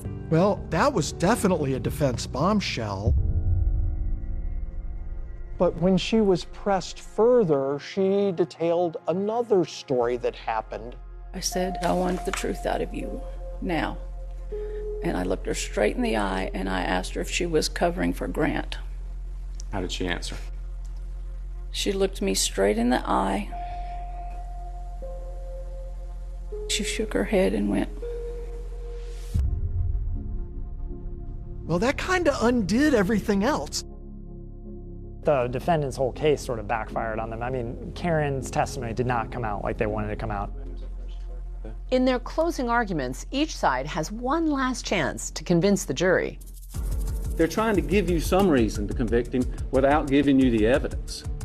You will not let emotion decide this case. You will not let your disgust for the things that happened in this case lead you to a verdict. Ladies and gentlemen of the jury, I really wanted to communicate to the jury that the way that this murder happened was different. It was more personal. here's the saw.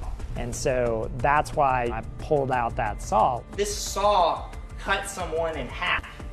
These are the lengths that the defendant went to try to not just get away with this murder, but also erase Laura from the world. He is guilty beyond a reasonable doubt, and you should find him so. Thank you. After 3 weeks of graphic testimony with 50 witnesses and 500 pieces of evidence, the jury goes out to deliberate. Within 2 hours, they're back with a verdict. We, the jury, by unanimous verdict, find the defendant, Grant Ruffin Hayes III, to be guilty of murder in the first degree. Grant Hayes was sentenced to life in prison without chance of parole. I was happy to see that he got that, and I was happy to see that the jury felt the same way. Glad he's not going to be part of society. It is consolation for that factor, but still doesn't bring her back. Only a couple of months later, it's time for Amanda to face justice. Amanda took the witness stand in her own defense. I was just doing whatever he told me to do. Grant did not testify, but now he's talking to me. This is a Global Telly prepaid call from Grant Hayes. Hello? Hey, Grant? Yes. It's Juju Chang at ABC News.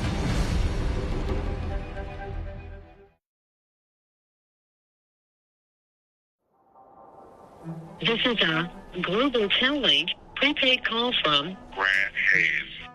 After Grant's trial and conviction, many questions remain unanswered, like what happened in that apartment. So we arranged to speak with him from prison. But his claims about how Laura died doesn't really add up.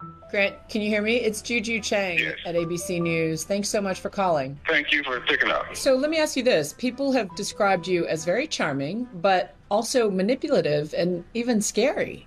I don't really have any defense for what people think about my character, but you know, I'm not in prison for being a bad person. I'm in prison for killing a woman, and that didn't happen. So you're saying you didn't kill Laura? No, I didn't kill Laura. So what happened that night in the apartment? How did she die? From what I was told, when I left the room, she had asked to hold our 5-week-old baby, and Amanda had refused her. And Amanda told me that Laura had actually grabbed her by the hair and pulled her back, and that she had swung back with her elbow, hit her, dislodged herself from her, and ran into my recording studio. And when I came back in the room, Laura was laid out. I just want to get this straight, Grant. You're blaming Laura for her own death? Laura attacked a woman. I don't know any other way to look at it. And so at that point, why not call 911 to try to resuscitate her? I was freaked out. Honestly, I was afraid. I was very, very afraid. And then you're captured on video buying a saw. Who came up with that plan? Well, Amanda had a plan to take Laura's body to a swamp at her sister's in Texas. And we had to get it out of the house, and the only way we could do that was if it were dismembered. So I guess you could say it was carrying out a plan that was Amanda's. It's only been a few months since Grant's conviction, and now Amanda Hayes' trial is set to begin. In Amanda's trial, we're still putting forward the same evidence as Grant's trial, but at the same time, we want to accent Amanda's role in everything. The defense was trying to show Amanda she was coerced by Grant and only did what Grant said in order to protect herself and her child. But Amanda isn't just sitting there idly. She is an active participant in everything that we see. In Texas, there was a camera trying to catch people illegally dumping or littering, and it captures exactly that. Where are we in relation to where her sister's house is and where the body parts were found? We're just a mile and a half down. At my particular unit, we were in charge of environmental crimes. At that time, the camera was set up right where you see these two trees. Saw something was odd in the photos. The female that got out of the truck started unloaded boxes and jugs and started shoving them under the tree in this fence line right behind me. She was shoving it into the bushes. And then I found some boxes of acid. Seemed really strange. And I had watched the news the night before showing her court appearance in Raleigh. And so how did you put that 2 and 2 together? They looked the same, looked like the same lady. It was kind of really basic. People look at that and say, she doesn't look like she's under duress. She doesn't look like she's afraid. A picture can tell 1,000 words, but it can hide 1,000 words too. What do you think that picture was hiding? I think that that picture shows a still frame of a woman thinking she's out in the middle of nowhere in the country and just trying to hurry up, get it over with, get it done. And my question is, if you are driving a vehicle down the road, dumping evidence, and you are so scared, keep driving. Go to the police, go somewhere for help. The one difference between these two trials, we found out Amanda would testify. I think the defense had decided that if she went on the stand, she had a way of projecting innocence. Right now, we're going to begin with the North Carolina trial of a woman accused of killing the mother of her stepchildren. Taking the stand for the first time this week, Amanda Hayes' defense was simple. I was just doing whatever he told me to do. Her husband made her do it. How would you describe her? Strong, poised, well-rehearsed, but in a very sweet, almost sing-songy baby voice. Amanda, did you kill Laura Ackerson? No, sir, I did not. Did you help Grant kill Laura Ackerson? I absolutely did not. Were you present when Grant killed Laura Ackerson? No, sir, I was not. Grant told me that Amanda killed Laura in self-defense, but Amanda says it began with an accident. The picture that Amanda paints inside that apartment on the night of the murder has Laura bumping into Amanda as Amanda is holding their newborn baby, and describes Laura falling to the ground. Amanda Hayes says she had no idea Laura Ackerson had died after Ackerson was injured at the Hayes-Raleigh apartment. She says she left with the children when Ackerson fell and hit her head. I think she hurt her own credibility by telling these implausible stories about she came back after a couple of hours and had no idea that Laura had been killed and her body disposed of. You can't even do all that in a couple of hours. This is a small apartment. Dismembering somebody takes a lot of things. Seems hard to believe that your mother didn't know. It seems hard. It does seem hard to wrap your head around. It does. I know you love your mom. I know you support her. Could it be that you're seeing it through rose-colored glasses? Absolutely. And that perhaps she was more involved than you'd like to believe? Nobody will ever know what they don't know. She also testified that her husband threatened to kill her if she didn't help dispose of the body. He told me that that I had to help figure out how to get rid of this body, or else none of us were making it back to North Carolina, to Raleigh.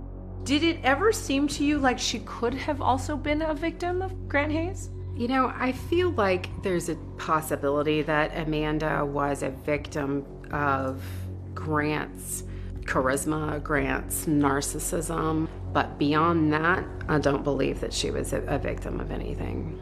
No one knows what that relationship's like, but and those pictures on Amanda's camera reflect Amanda having a good time and smiling the whole time.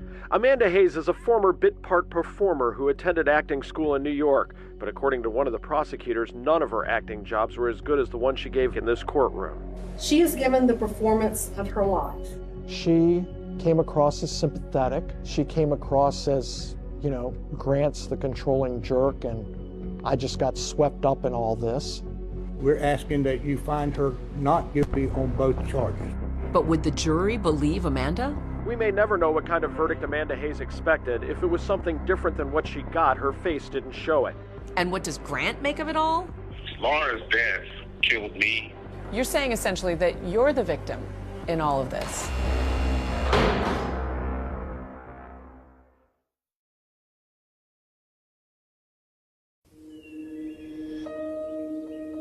The last night that I was with Grant, he handed me a notepad with these pages on it.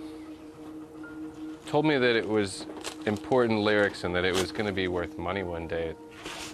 But this was probably the most unsettling of the poetry that I found. I guess it's one sentence with the word murder in it 6 times. It's murder, murder, murder, murder in my veins, murder in my soul, desertless in my heart, but to let this all go. And I think that's what just really upset me a little bit and had goosebumps when I read that for the first time after finding out about Laura. Dramatic testimony in a first-degree murder case. Did her husband force her to cover up his crime? It will be up to the jury to decide if Amanda Hayes was his accomplice or another victim. It's time for Amanda to face justice. They wanted Amanda found responsible for her role in the death of Laura to the tune of first-degree murder. It is the unanimous verdict of the jury that the defendant is guilty of murder in the second degree. Amanda was convicted of the lesser charge of second-degree murder, and she was sentenced to between 13 and 17 years in a North Carolina prison. They were both there. They both had the opportunity to save Laura's life. Neither one of them did it, so to me that makes them both guilty of first-degree murder. What was your reaction to the verdict against your mom? It was a glimpse of hope. Why is that? Because it wasn't life with no chance of parole. Amanda is later tried and convicted in Texas for tampering with evidence, resulting in an additional 20 years in prison. What does justice look like for her? I think more of it is, what does justice look like for Laura and those little boys? Who actually delivered a death blow? I don't know if Grant did it or if Amanda did it. The fact is, this husband and wife collaborated to kill this woman. Despite being convicted for killing Laura, Grant remains steadfast in defending his image. It doesn't sound to me like you have a lot of remorse about Laura's death. Let me tell you something about my remorse in Laura's death. Laura's death killed me, killed my family. So I think I'm the most remorseful person. I am the one who everyone points at and says, he did this. He's the bad guy. He's the monster under the bed. It's just not true. You're saying essentially that you're the victim in all of this.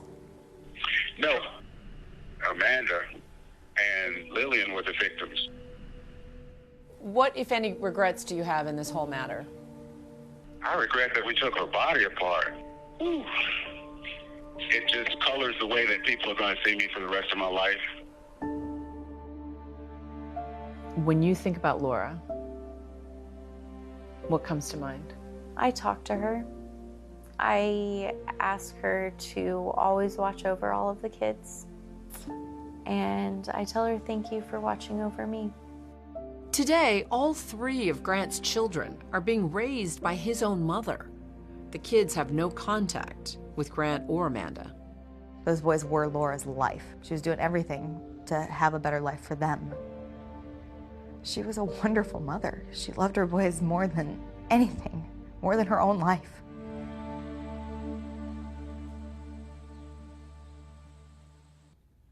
We should point out tonight that Grant Hayes has filed several appeals. All have been denied. He tells 2020 he's continuing to fight for freedom. Meanwhile, his ex-wife, David, Amanda, is in a Texas prison serving out her conviction. She declined to be interviewed. That's our program for tonight. Thanks so much for watching. I'm Deborah Roberts. And I'm David Muir. From all of us here at ABC News in 2020, good night.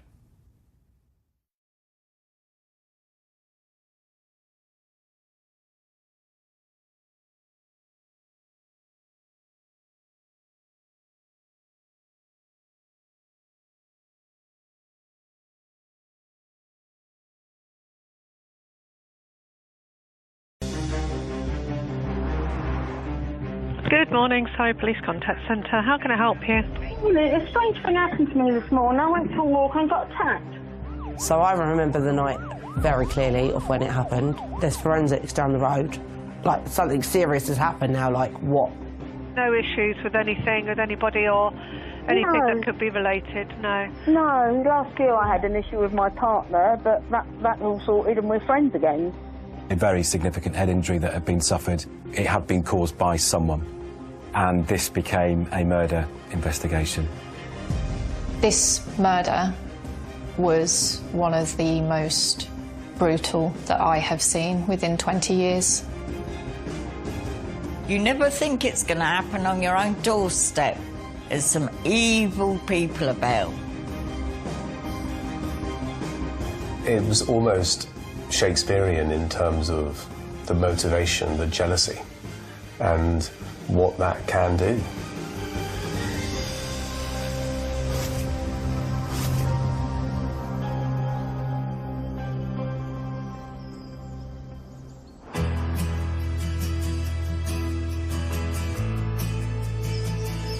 On the eastern side of the River Blackwater in Surrey lies the small village of Ash. It sort of sits in between Aldershot in Hampshire and Guildford. Ash is fairly typical of a lot of places in Surrey in that you will find lots of different communities within a community. From a policing perspective, not a lot happens. They're a very close-knit community around here. Everyone knows everyone. At the heart of the community lives 59-year-old Joy Bolton. She was really a lovable and special person. She did have a big circle of friends because she used to work in Potter's music shop, and then she left there due to illness.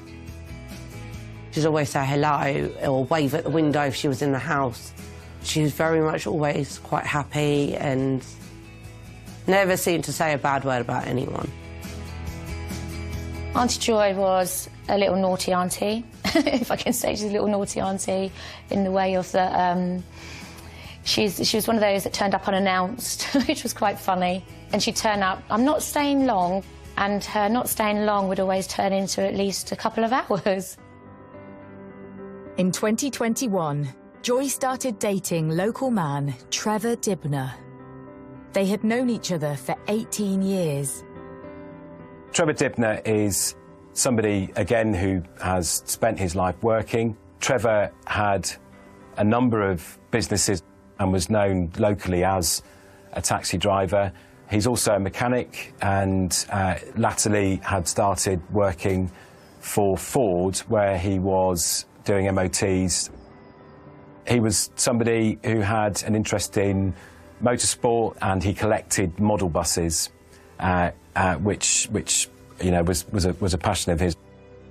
I knew him in my teenage years when he would be driving the minibuses, and we would hire minibuses from him to do runs to girls' nights out, if I was out with the girls, or if we were going to the Ascot races with our partners, he'd take us there. They used to go and see a stock car, go and watch stock car.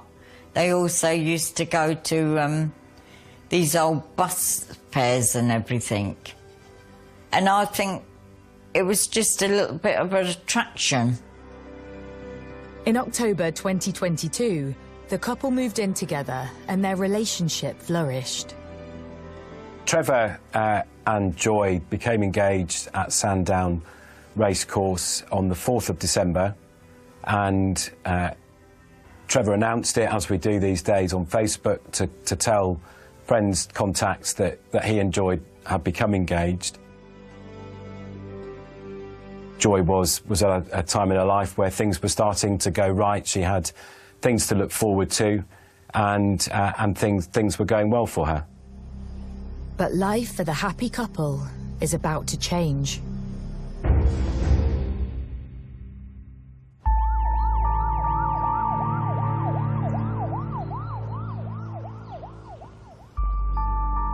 I received a call very late on the 11th of May from the on-call crime scene manager who was in attendance at Churchview in Ash. He'd responded to reports of a suspicious death. On the 11th of May, Trevor had gone to work and spent the day at work. He'd been unable to get hold of Joy throughout the day. And then he came back to his home address and found Joy was lying on the floor, not moving.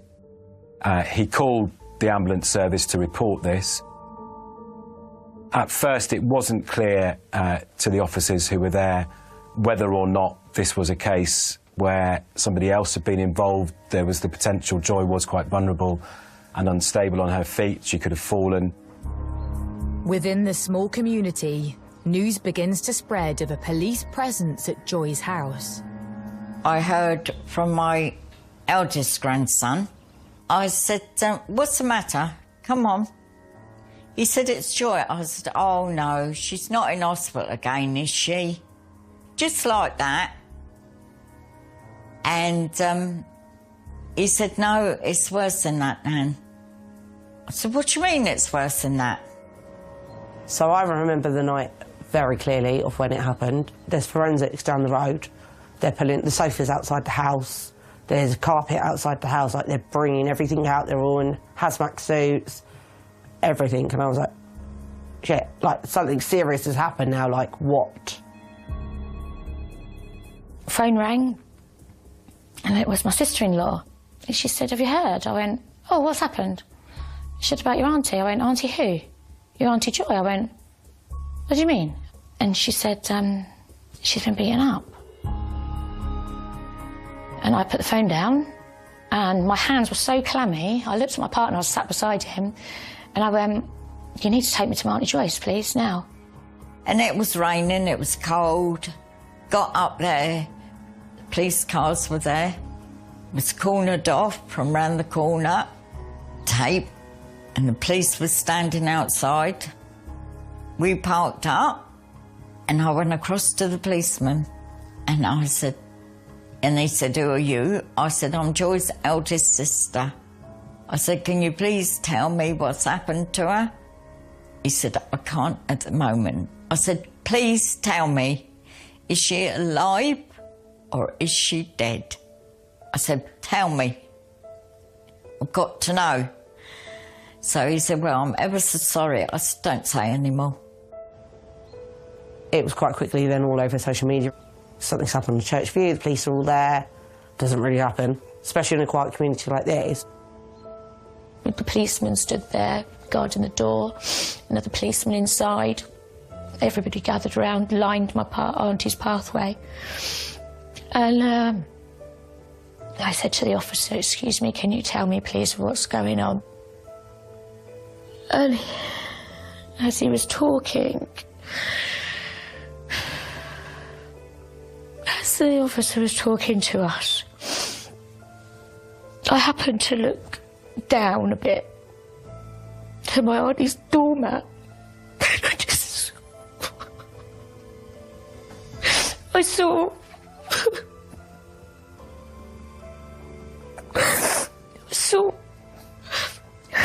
saw my auntie's foot, just a big pool of blood.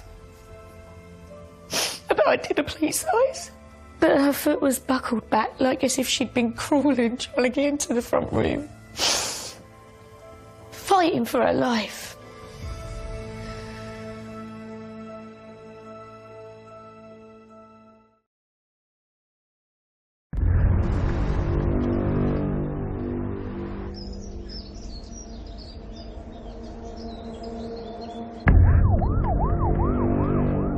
Surrey detectives are at the scene of a suspected assault, which has left local woman Joy Bolton dead.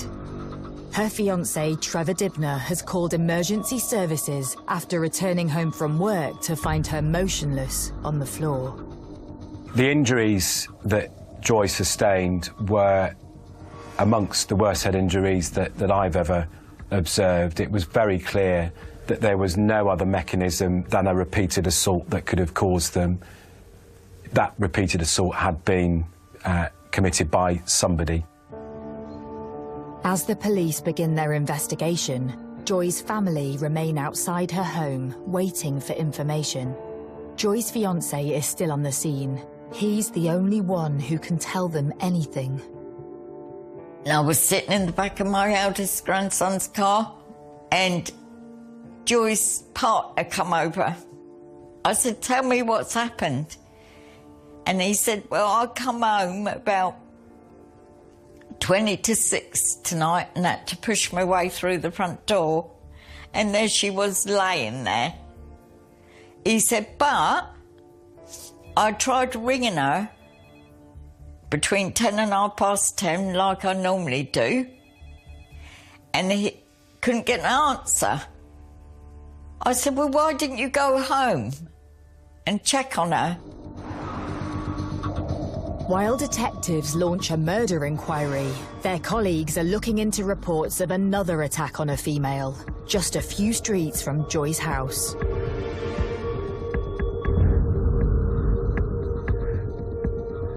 Yeah, I went for a walk this morning and this woman come up to me, asked me if I was Sarah. I said yes. The next thing, she's pulling my hair out, grabbed my carrier bag, which had my raincoat in it, and grabbed my glasses off me. I don't know if she threw them away because I couldn't find them. Okay. And ran off. Okay, so she literally just said, are you Sarah?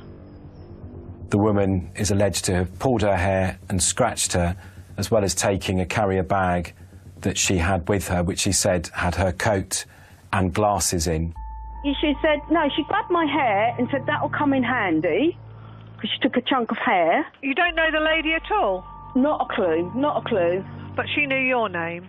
Yeah, she said stay away as well. She stated that she had been approached by a woman who was unknown to her, described her as late 40s, early 50s, dark glasses, long black coat, hood up, carrying a plastic bag.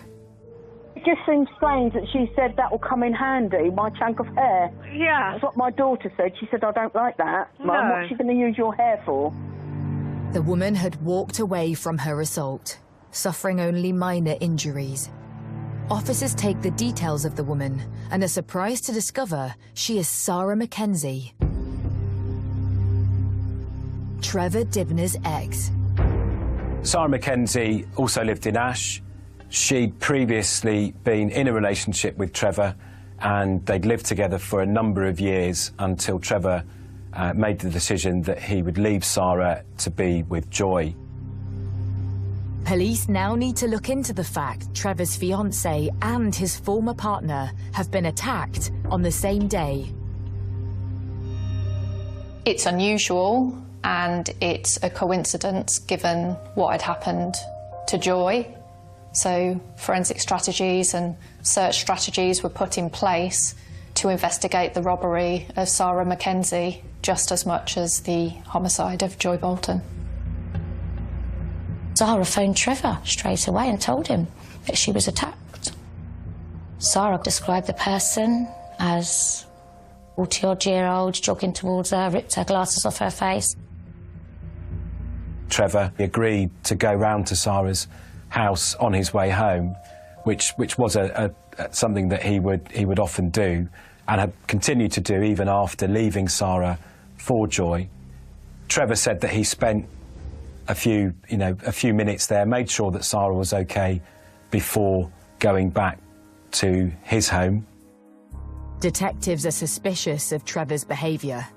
He's told them he had spent all day at work worrying about Joy because he couldn't get hold of her. Now they discover he hadn't gone straight home. There were a couple of things about what had gone on that weren't or didn't seem quite right. First, he had a concern for Joy, who he's very clear about it was the love of his life, and he didn't go home and see that she was okay. And second, that on his way home, in spite of being worried about Joy and worried that she may have fallen, he did go and check that Sarah was okay in relation to the robbery. Despite their relationship being over, Trevor maintained a friendship with his former partner. She used to text. Before he even left for work, he used to read her messages, then text her back to say that he'd be going round there. Trevor and Sarah were together for 13 years in what seems to be a tumultuous relationship by all accounts, even from Sarah herself. She was a jealous woman, and she did go round to Joy's place and said to him, what she got, what I haven't got. And apparently he said, you haven't got a patch on, Joy. After hearing about Joy's death from Trevor himself, Sarah immediately makes her way to their home. She'd come to the scene, apparently to offer some support to Trevor. Her actions at the scene went beyond what you would expect a normal bystander to do, so she tried to get into the address to see what had happened and had to be stopped by one of our colleagues from the ambulance service stopping her getting in. Here's his ex-partner. She's just come, give him support, but also something happened to her today that may be related, so it's saying that'd be great for DNA. So I've got a reference number, She pulled my hair, and as you can see, I got scratched. And she said, yeah, I can use that later. So with this happening, makes me wonder if she wanted DNA. Hair, and scratch, and now Somebody doesn't like him, obviously. Yeah. Hi, chap. You okay? Yeah. I'm very sorry. Yeah, very sorry. What's happened today? She started to tell people that she'd been the victim of a robbery and that it had happened about 200 yards or so away from the address that we were at. And she made the connection that it was likely to be about Trevor, and she used the phrase along the lines of, "Isn't it strange that Trevor's two ladies have been attacked on the same day?" The potentially linked attacks raise suspicions at the scene, and police make a decision. Trevor was initially arrested and nominated as a suspect in relation to the murder of Joy. But that wasn't all. It started to be suspected that Sarah Mackenzie knew something about what had happened, and a decision was made that she would be arrested for murder.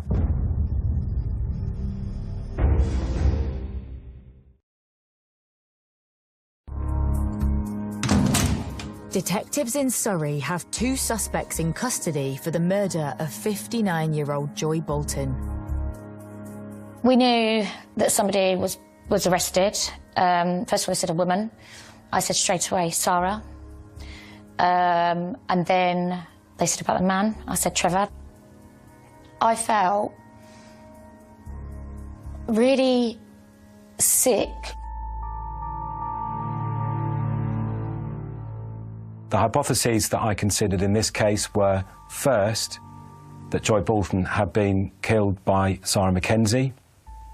Second, that Joy Bolton had been killed by Sarah Mackenzie, assisted by Trevor Dibner. Third, that Joy Bolton had been killed by the robber who had attacked Sarah Mackenzie earlier that day. You can see I got scratched, and she said, yeah, I can use that later. The reason that Sarah was suspected was the result of her, frankly, bizarre behaviour at the scene, as well as a robbery that she'd reported earlier in the day, which put her within the vicinity of the murder at the right time of the murder. Trevor was suspected as Trevor had been to Sarah Mackenzie's address before going back to find Joy, which was thought to be unusual and led to him being suspected of Joy's murder. With the former couple now in custody, investigators need evidence and turn to the residence of Ash. The smallest observation will be vital in proving their case. A neighbour of Joy's had seen a figure who he initially described as being male, but later wasn't sure if it was a male or a female, who was dressed in dark clothing with a mask and carrying a white carrier bag, approaching Joy's door and hammering on the door for some time until the door was opened. Another neighbour had heard a disturbance. There was another neighbour upstairs who again saw a figure approaching the door, so there was a lot of consistent evidence. The neighbours help police establish a timeline around Joy's murder, but the details are sketchy, leaving detectives with a number of possible scenarios to examine.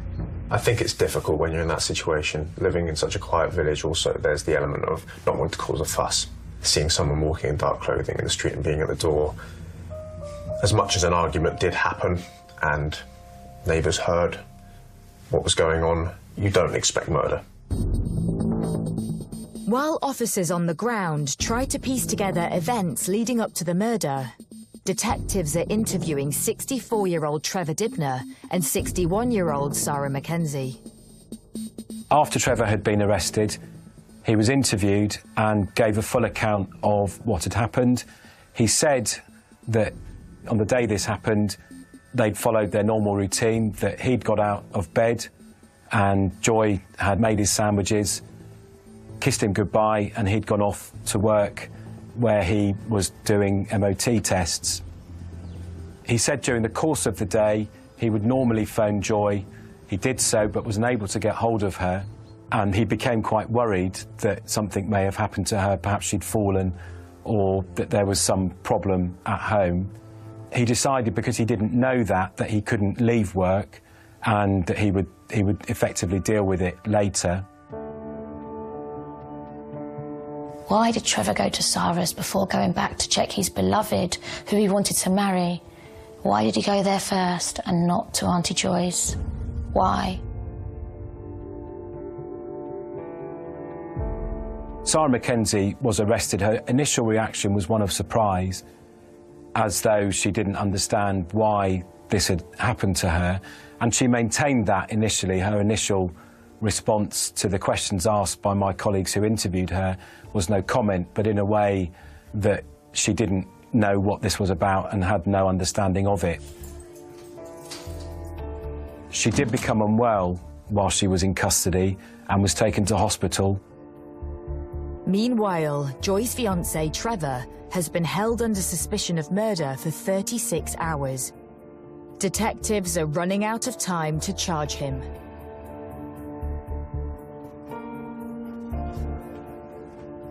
My name's Trevor and I was Joy's fiancé. Trying to prove your innocence is very hard. Very hard. But yeah, she was just so nice, so genuine. Yeah, she's Joy by name and Joy by nature. The 7 months that Joy and I had together was just out of this world. Out of this world. The day of his fiancée's death is etched in Trevor's memory. I left her in the morning and she was fine, and I came home to find her in the evening. You know, it was just gut-wrenching, really. I just knew straight away looking at her, I knew she was dead. I touched her, she was freezing cold, but I don't want to tell you what else I saw because it was gory, you know, and that wasn't by just falling over. But I had to hold it together because I obviously getting arrested, etc. But that was another daunting thing for me. I've been, you know, all of a sudden they've stood there and said, Trevor, we're going to arrest you on suspicion of murder. And I'm thinking, but I haven't done anything. Police release Trevor after questioning, but he still has to be ruled out of any involvement. Blood staining was found on his clothing. It was all looked at in terms of blood pattern analysis and compared to the account that he'd given, that he'd entered the address, found Joy and knelt down next to her, and it was all consistent with his account. There was nothing on his clothing that would have been consistent with him having been present at the time of the offence. We were able to take Trevor's account, and there were a number of things that he told us that we were able to check. The movements of his car on ANPR were consistent with his account. His workplace confirmed that he'd spent the day at work, to the extent that there was CCTV there which showed he was at work all day. It was very clear that Trevor Dibner was not responsible.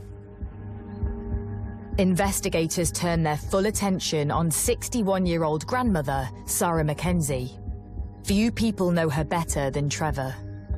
Sarah's, she's stubborn, and also Sarah's got a, let's say, a controlling streak in her.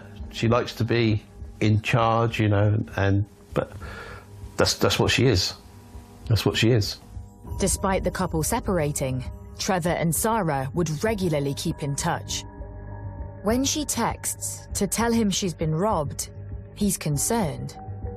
Sarah's shown me where she'd had her hair pulled because she's got short hair anyway, and she spoke about it again, and I said, well, okay, but look, I've got to go. Maybe, yeah, perhaps I should have come home earlier in the day, but I don't. What do I say? What do I say to somebody about I need to go home and fight, you know, because I can't get hold of somebody? The way I see it, I just had to wait till I got home from work. While I was on my way home, she was texting me to see if was everything okay, is there something wrong? But I didn't answer her back because obviously I had to deal with calling the ambulance and the police because I'd found Joy on the floor. And I quite obviously knew she was dead. Then I texted her back and said, no, it's not. No, it's not okay. And as I say, when the ambulance turned up, she turned up in her car behind it and come over and stood there and held my arm as if she was coming to comfort me. On body cam footage, police body cam, him and Sarah holding arms, linked arms, stood near a lamppost outside my Auntie Joy's property. As Trevor tries to come to terms with Joy's murder and being a suspect, Sarah Mackenzie is released from hospital and taken back to the police station for further questioning. She claims she has no recollection of the day of Joy's murder, but evidence from the local neighbourhood puts her clearly in the frame. We conducted a number of CCTV inquiries and found a camera on Churchview Road. This captured an image of somebody walking down Churchview Road wearing black clothing. The officer who viewed the CCTV recognised that figure as being Sarah Mackenzie. And what happened was that in the morning of the day, Sarah Mackenzie went to work as usual, was dropped off at 9:30 in the morning by her work colleague, and proceeded very quickly to change into a full disguise, black clothing, mask, gloves, etc., arm herself with a heavy implement, and walk to Joy Bolton's address. Along this stretch of pavement, Sarah was walking along towards Joy's house before the murder was committed, dressed in all black, very eerie costume, walking with a lot of purpose towards Joy's house. Almost 15 minutes later, she heads back the same direction, same pavement, same path, after committing the murder, dressed in the same outfit, all black, head to toe, again with purpose, as she walked away from the scene of the crime. She was caught on the CCTV around here. Evidence from the forensic team at the flat helps piece together what happened inside. The property, Churchview Ash, was a ground floor maisonette. Front door opened into a small hallway with a bathroom in front of you.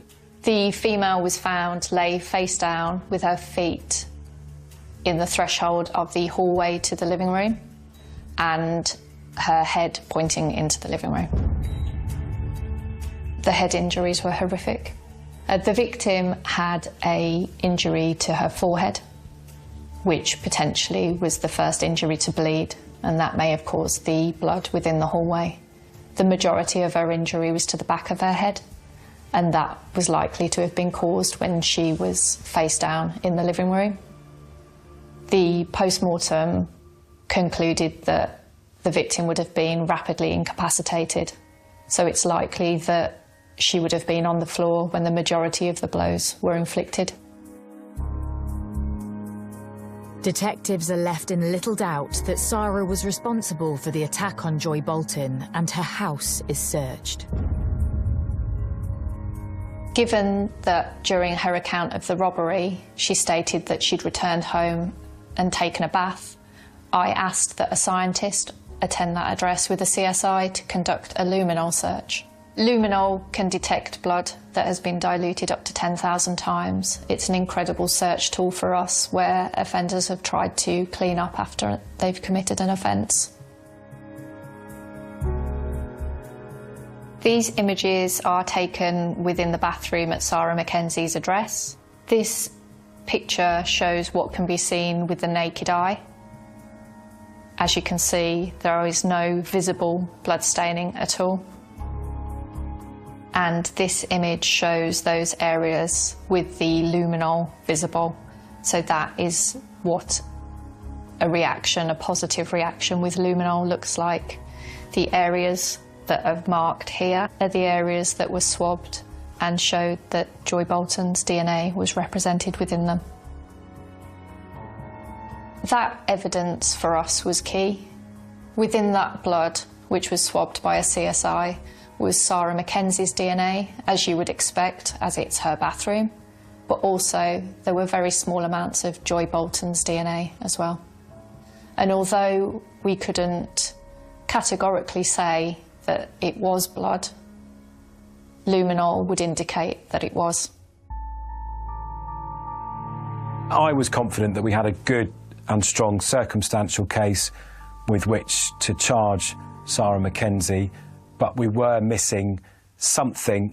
Fingernail swabs and cuttings were taken from Joy, And while Sarah was still in custody, I made a fast-track submission of those swabs and cuttings to the lab. Very quickly, that came back with Sarah's DNA under Joy's fingernails on her right hand, which corresponded to the scratches on the left side of Sarah Mackenzie's face.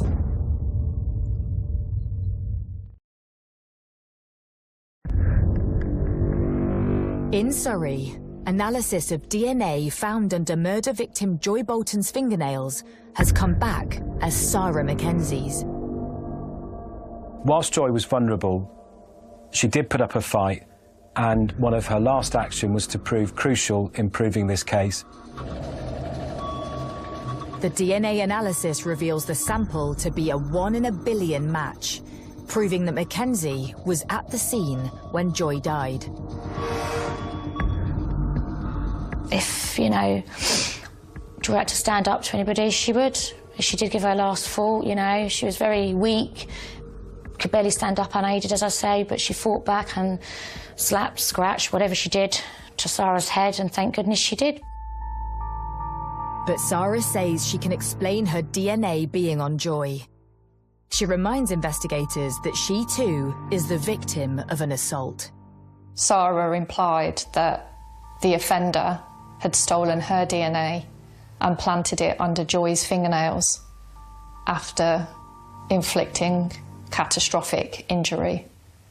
They would have had to have the presence of mind to have thought to have planted the DNA under the fingernail of Joy's right hand, which was in keeping with the scratches on the left side of Sarah Mackenzie's face. The robbery is that it was intended to give Sarah Mackenzie a reason to be in the area that the murder had happened in case she'd been picked up on CCTV or seen by somebody, because she knew that Joy had scratched her, she knew that the police had her DNA, and she knew that we would find her through that to account for her DNA being on Joy's fingernails. But Sarah sticks to her story, insisting that she was robbed on the same morning as Joy was attacked. A public appeal is made for information, but investigators find no evidence of a robbery having occurred. With all of the circumstantial evidence, and now a very good forensic hit, we were satisfied that there was more than enough evidence with which to charge Sarah Mackenzie with Joy's murder. On the 17th of May 2023, Sarah Mackenzie is formally charged with the murder of Joy Bolton and perverting the course of justice. Police and prosecutors need to prepare for trial and identify a motive. Why would Sarah want Joy dead? A delve into the months leading up to the murder throws up some clues after Trevor left Sarah for Joy.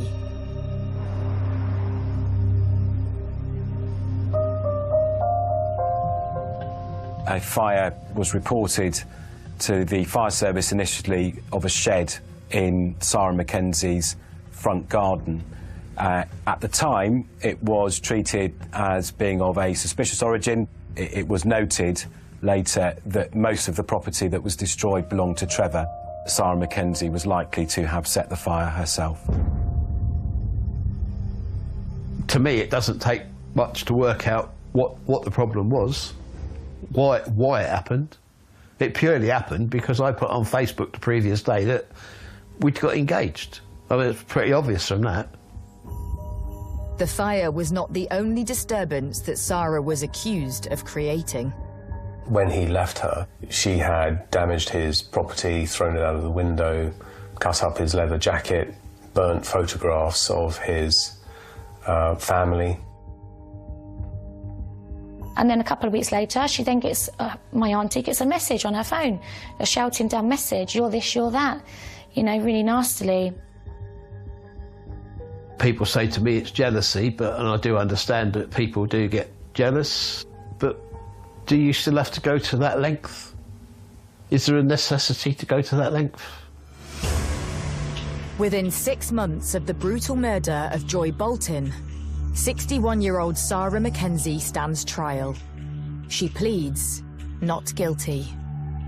On Thursday, the 11th of May 2023, between 10 o'clock and 10:20 a.m, Joy Bolton opened her front door to someone. Shortly after opening the door, that person proceeded to bludgeon her to death with a heavy implement. These are the first words that the jury heard about the case that they were about to try. They knew it was a murder. They knew nothing else. 5 weeks it went on for. Long 5 weeks. Cold, wet, windy, horrible. Reliving every moment. It was just awful. It was awful every time going into that courtroom to think what you're going to hear next. Sarah Mackenzie presented herself, as we anticipated she would, as somebody who herself was vulnerable and playing on her age. I sat where I couldn't see her because I couldn't bear to face her for what she had done to my dear sister Joy. But I think the worst thing is just knowing that Sarah didn't do it 20 plus times only. She kicked her as well. Like some, I don't know, like a dead thing at the side of the road, maybe. To hear that my auntie's flat was a blood-splattered place. A murder scene. Sarah Mackenzie instructed her lawyers to go down the route of trying to blame someone, but it was plain from the police evidence, and indeed the evidence we called via the police officers, that there was no foundation to suggest that anybody else was a possible candidate for this crime. After weeks of harrowing testimony, the jury retires to consider its verdict. It didn't take the jury long to convict Sarah Mackenzie. That came as no surprise in reality, given the strength of the evidence. Sarah Mackenzie is found guilty of murder and perverting the course of justice. She's sentenced to life imprisonment with a minimum term of 26 years. She just stood there and grinned.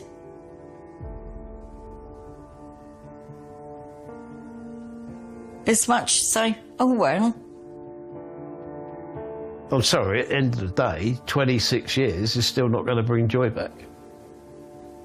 You know, I know it's supposed to be a life term, and in theory, she'll die in jail. But at the end of the day, that doesn't bring Joy back. She was just the love of my life.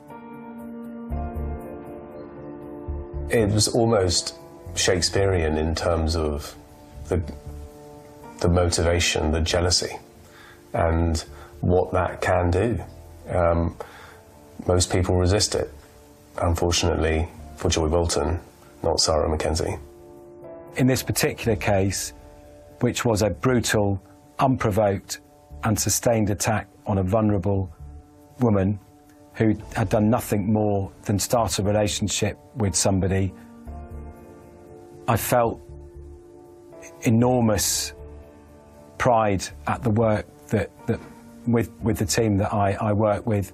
We were able to bring Sarah Mackenzie to justice, and that she is now in a place that she can cause no more harm to anybody else. This case was exceptional. It's not often, if ever, that you have grandmothers appearing in a dock murdering their love rival. Someone who was completely normal, who was, as per the jury's verdict, enraged by jealousy and spite. It will remain in our memories for as long as we live, I'm sure. A year on, and Joy's family are trying to come to terms with life without her. My favourite memory of Joy is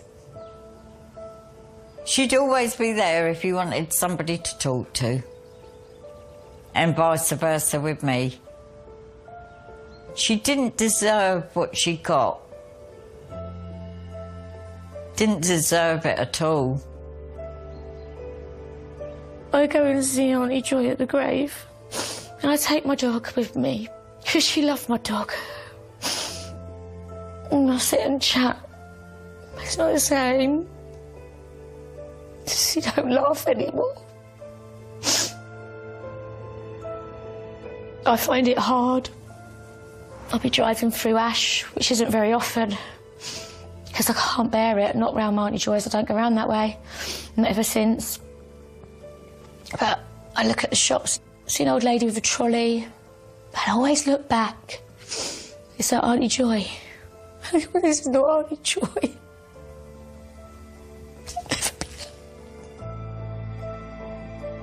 So you don't just murder one person. You hurt everybody.